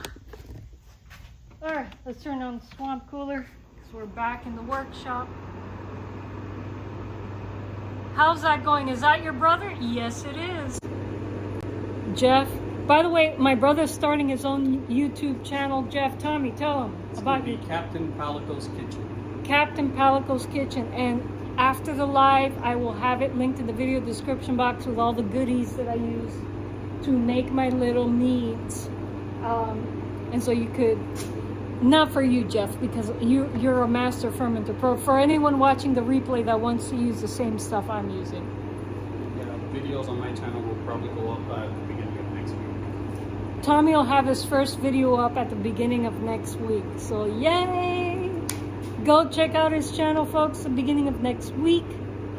Please subscribe. All right. See if the blender. Yeah, let's see if the blender's ready to go. There's a storm a-coming, and I don't want to get stuck out here in the garage during a massive thunderstorm. All right. Ooh, it looks like our yeast is awake. See all those beautiful bubbles? It's awake, it's awake. Yeah. All right. And so, we're coming to the end of today's process. Once the pears are all loaded up, pour in the yeast, leave that overnight, and then tomorrow we'll transfer it to the demijohn with our raw honey. Jeff says, is that a cooking channel? Yes. Yes, it is, Jeff. Yes, it is. So he'll be featuring some recipes he's interested in. My brother also makes lacto-fermented hot sauces, and they're serious, folks. They're serious. Gut healthy and hot. Very, very hot. So you're gonna want to subscribe to his channel for his processes, recipes. His hot sauces were famous before he moved up here to North Florida, because he would send them along with me, and Lawrence and I would give the excess away as gifts, and he's already famous up here, folks, for his hot sauce. Not enough battery. Not enough battery? Let's plug it back in. Let's plug it back in, no worries. I don't think it has much, doesn't have long to go for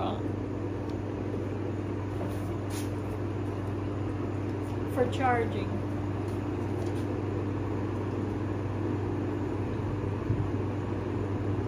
You could consider it, Jeff, more like thank you, Jeff, I appreciate that.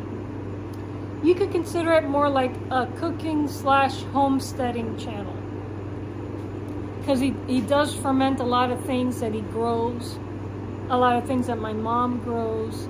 My mom's garden is out of hand, crazy, full of stuff. The only thing she doesn't have is sugarcane, and that's something I have, which I will be helping her start her little sugarcane rows over there when she's ready. But in the meantime, this is a cigar box guitar stream, so although we're fermenting today, we should play a little bit of cigar box guitar. I get some cold water from the side. Go for it. Go for it. All right. All right. Let's take you guys back here. Let me turn off swamp cooler so that we're not.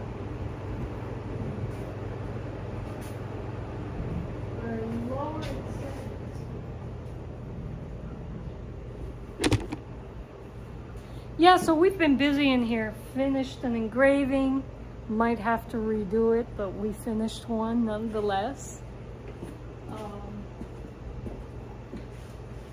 And I can't seem to get my glasses clean.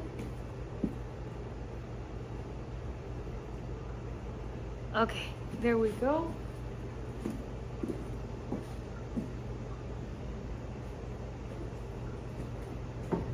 We got cat tobacco in here.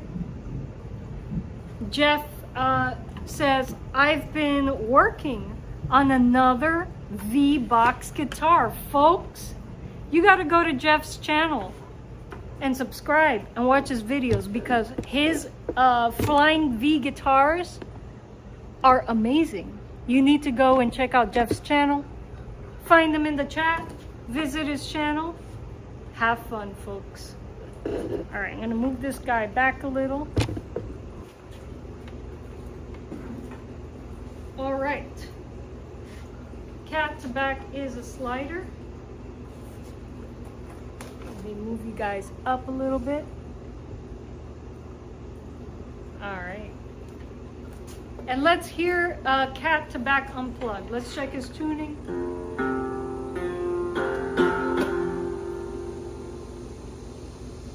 And the cicadas are going to join me today.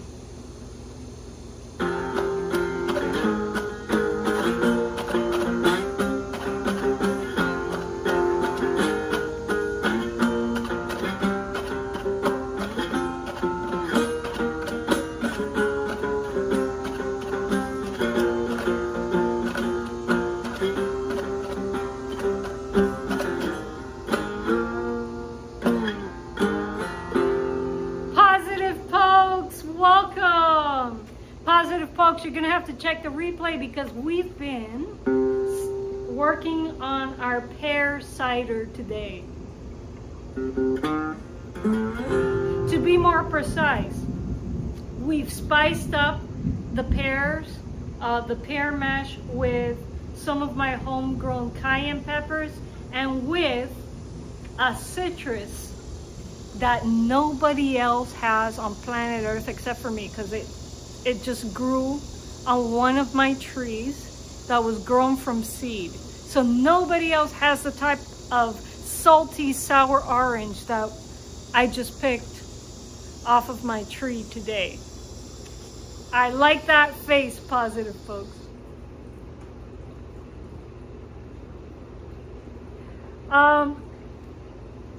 Jeff, my brother doesn't play cigar box guitar yet. My dad plays a little bit because I built him a guitar, but Tommy doesn't play cigar box guitar just yet.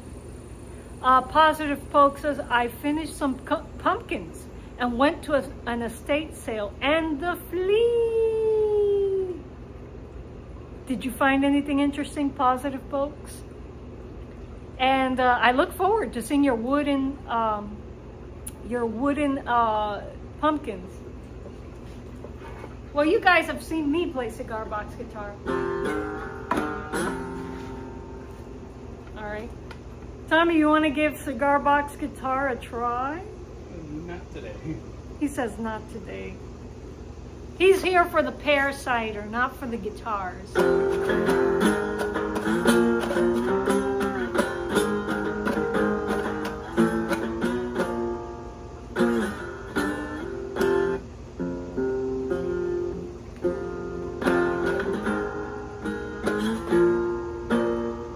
Improvise a song about pear cider? Let me see.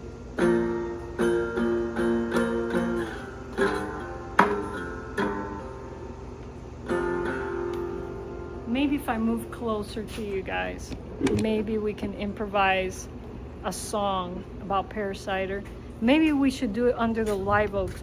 We are here, folks, where Tommy and I are waiting for our off-grid Ninja blender to charge up so that we can finish blending up our pineapple pears, put in the yeast, and then we can call it a day. And then tomorrow we're going to continue our engraving and fermentation adventures sometime before earworms. Whoa, I felt some, you felt that? Yeah, it's going to start raining. It's going to start raining, so I need to hurry.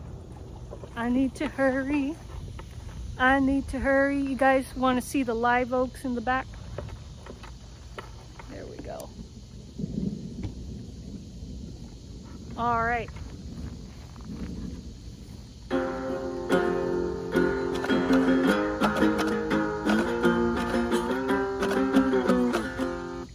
I gotta concentrate. I want to play along with the thunder rumbles, but I gotta concentrate.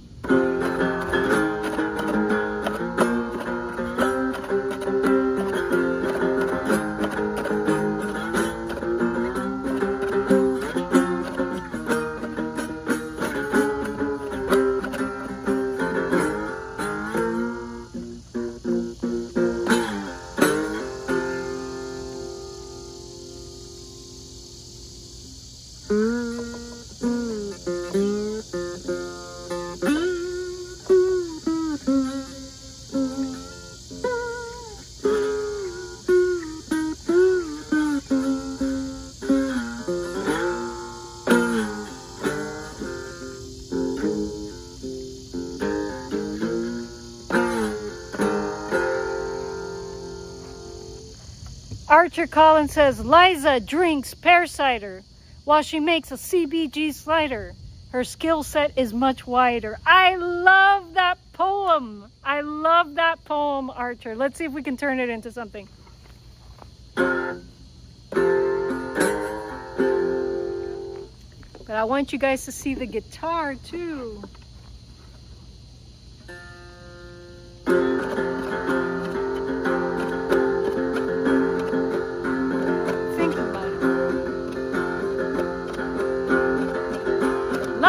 Drinks pear cider while she's skill set much wider. Oh yes it is. Oh yes it is.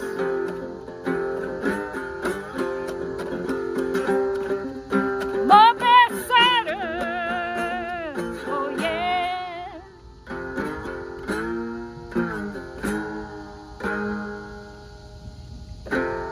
And Colin says, then I ran out of words to rhyme with.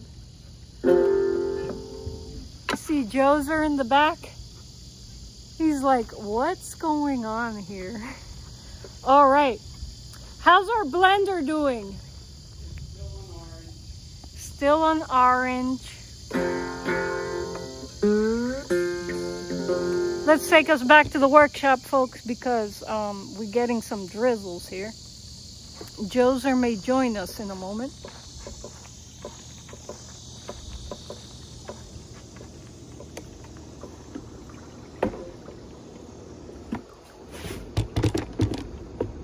We do need a pear cider celebration song. Colin, I'm going to leave it to you to write the lyrics for our pear cider celebration song, okay? Oh, we're plugged into the bass amp. Let's do that.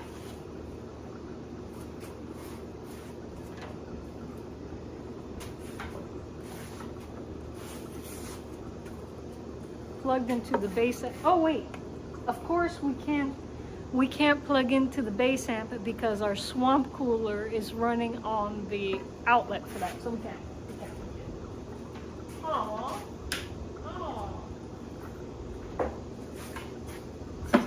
That's okay. We're in a more enclosed space. How long do you ferment it?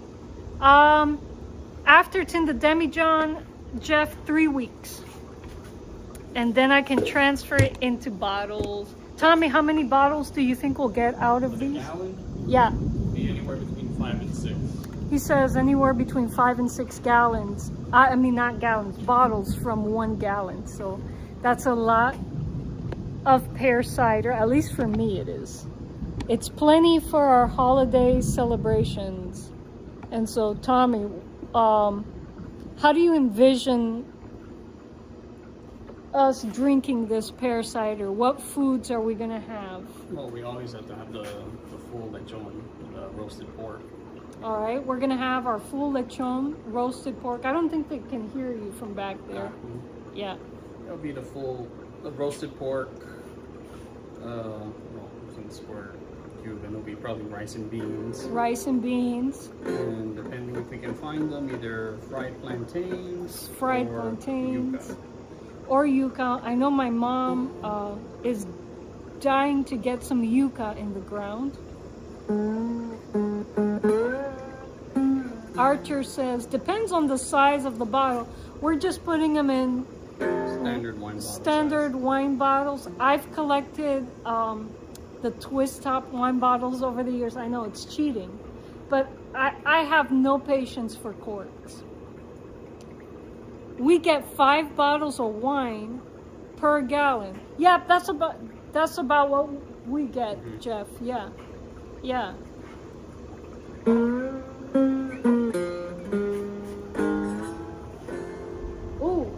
No, it's still orange. It's still orange. We're waiting for our blender to recharge because these pineapple pears, folks, they have very little in common with regular commercially available pears. They're very firm. They taste more like apples. Don't know why they're called pineapple pears, because they don't taste like pineapple, they don't smell like pineapple, they don't feel like pineapple. They do taste like crab apples.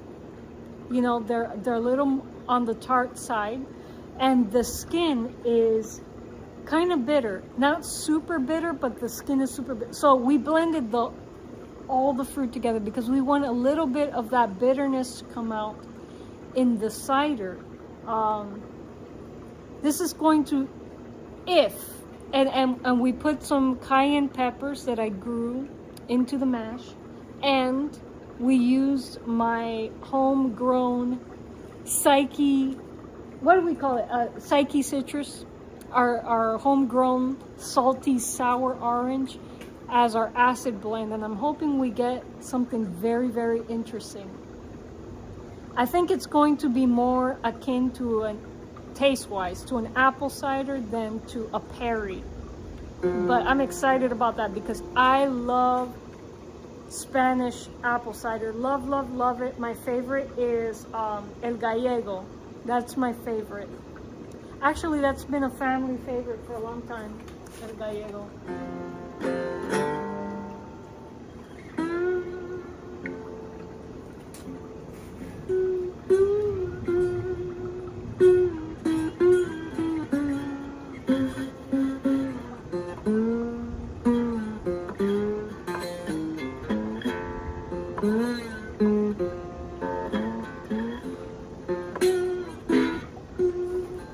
Almost got that. Maybe meant for pear butter, like apple butter. Can't beat an apple cider though, Jeff.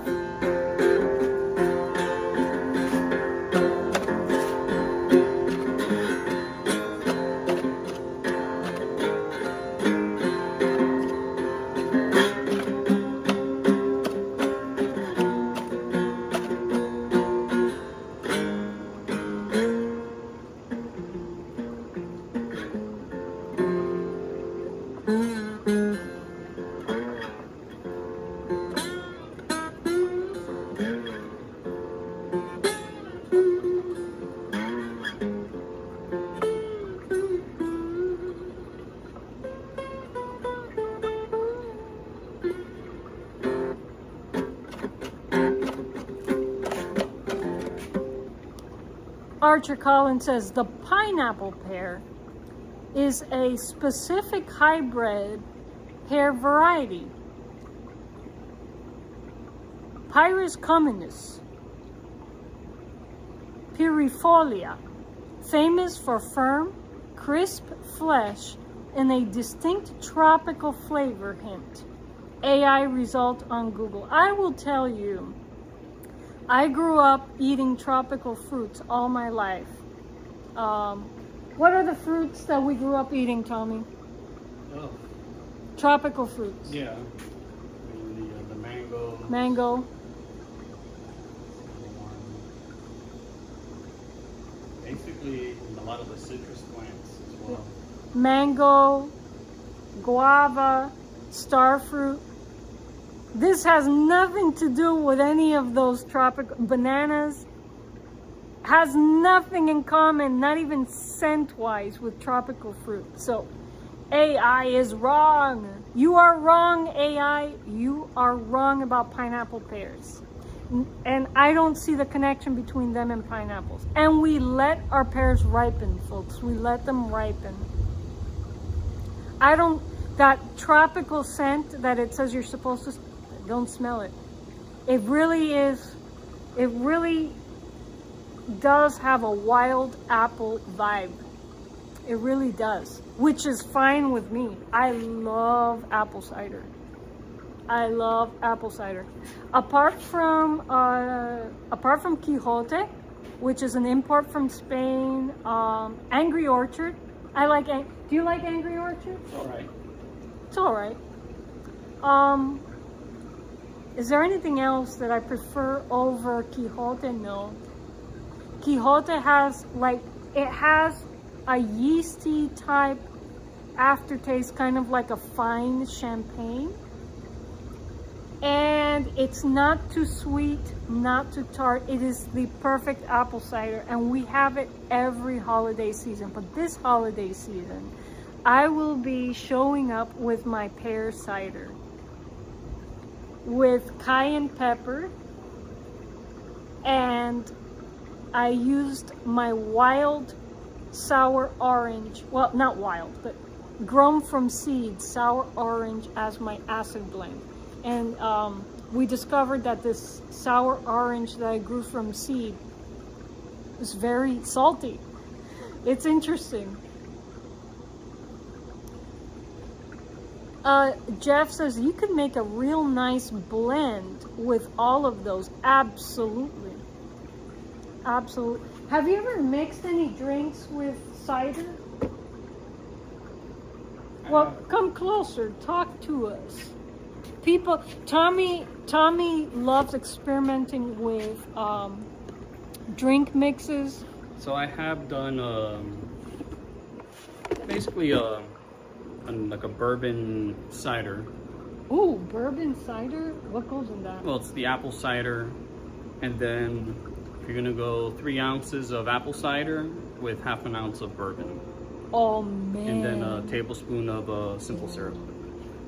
You know what? I could skip the syrup though. Is there anything, like, for those of us watching our sugar, what can you substitute? Could you substitute it with a juice instead of You can, the well, syrup? if your cider's on the sweeter side, then you just add more cider. More cider.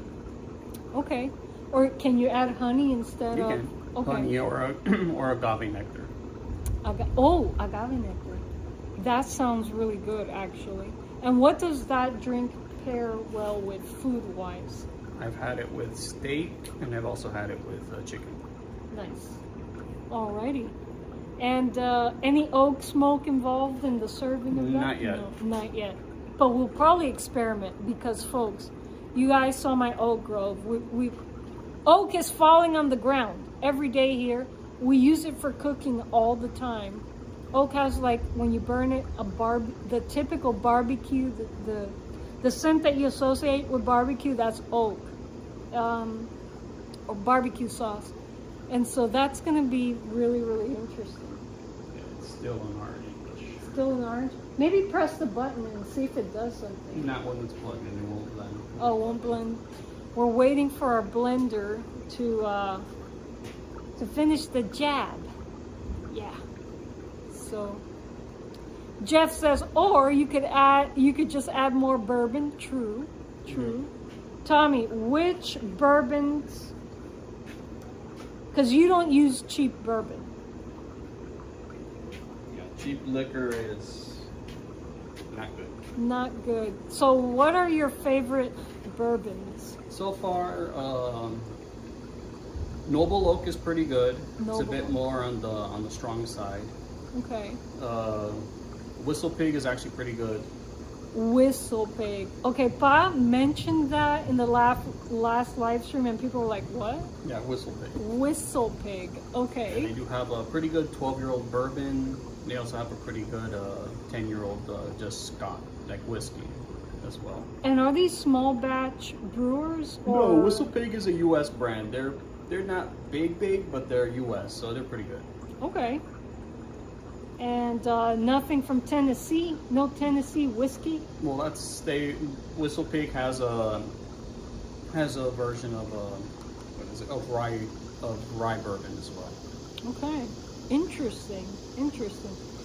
Yeah, love all of that stuff. Now that you mentioned it, Tommy, we're gonna have to make that. We're gonna have to make that mix. This Nochebuena. Nochebuena is when we celebrate Christmas, folks. We don't do Christmas Day. We meet Eve. on Christmas Eve, and we basically spend the night making music and eating.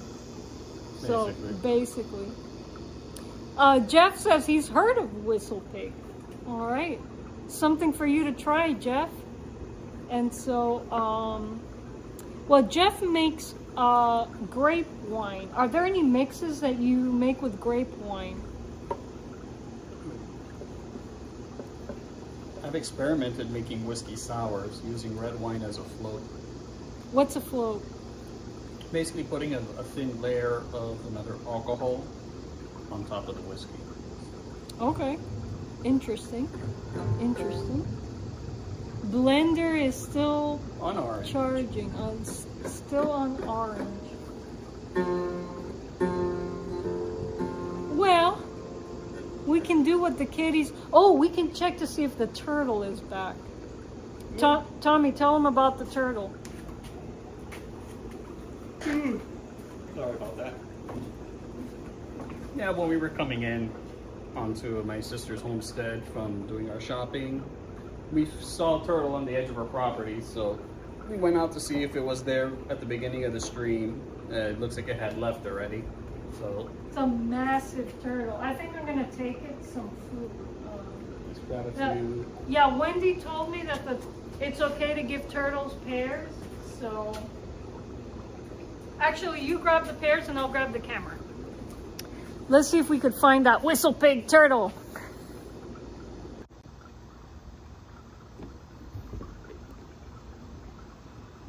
Whomever named that bourbon is a marketing genius. All right, we're gonna see if the turtle's there. We're gonna give it, I mean, it'll bite your hand off, so we don't want to. I'm gonna put it on the ground. Hey, Jojo, how are you, my boo? You're not a turtle. You're not a turtle. You're a poochie boo. You can go into the garage. It's okay. All right, Jojo. Me boo, you want some pets? Some pets. Was it Teenage Mutant or Ninja?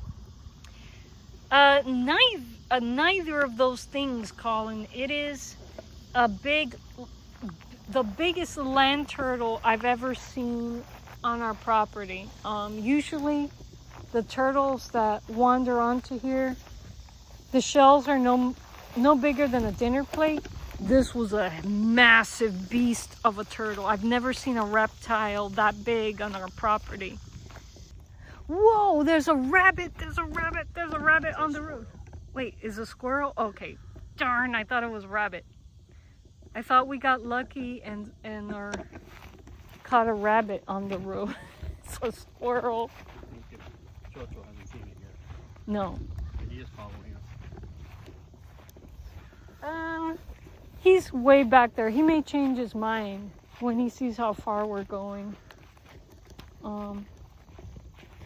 Where's that turtle? Where is that turtle? Whoa! We hear the sky over here, folks.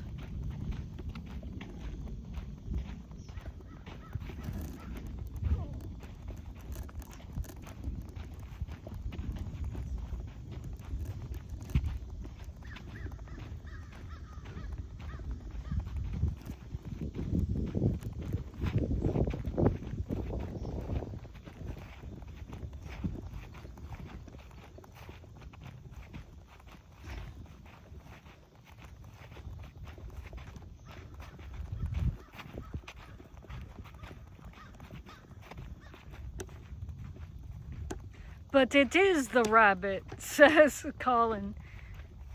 There are plenty of white rabbits out here, Colin. We have to be extra careful. White rabbits out here, Colin. We have to be extra careful. Plenty of those killer rabbits on our property. I warned you. I warned you.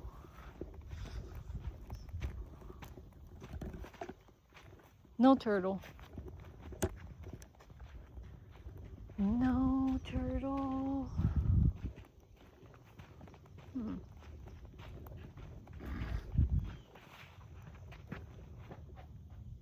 Man, how can something so big just disappear into the ether? Is this your driveway? Yes. How close are you to the river? Colin says. Do you get river turtles? No river turtles here, Colin. But we're about a mile from the Swanee River. We're not that far from the Swanee.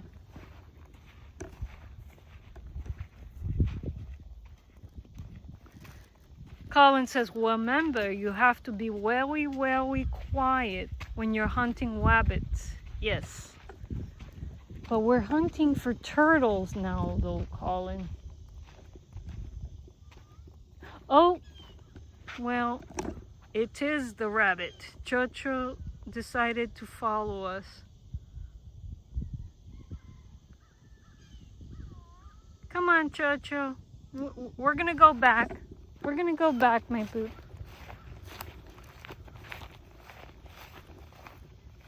Is that a turtle? No. Not a turtle. What is it, Chocho? What's going on? What's your problem? Come on. Come on, let's go, my poop. Come on, poop. Come on. Come on, Chocho. He's gonna follow us back now. Ish. He's gonna Serengeti back. Come on. Come on, Chocho, let's go.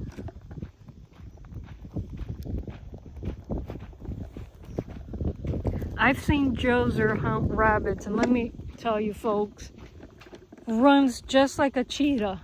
Runs exactly like a cheetah. He's so fast. He never used his full potential until he got to this homestead, folks. I'm a little sad now because the new cats that have shown up have kind of shrunken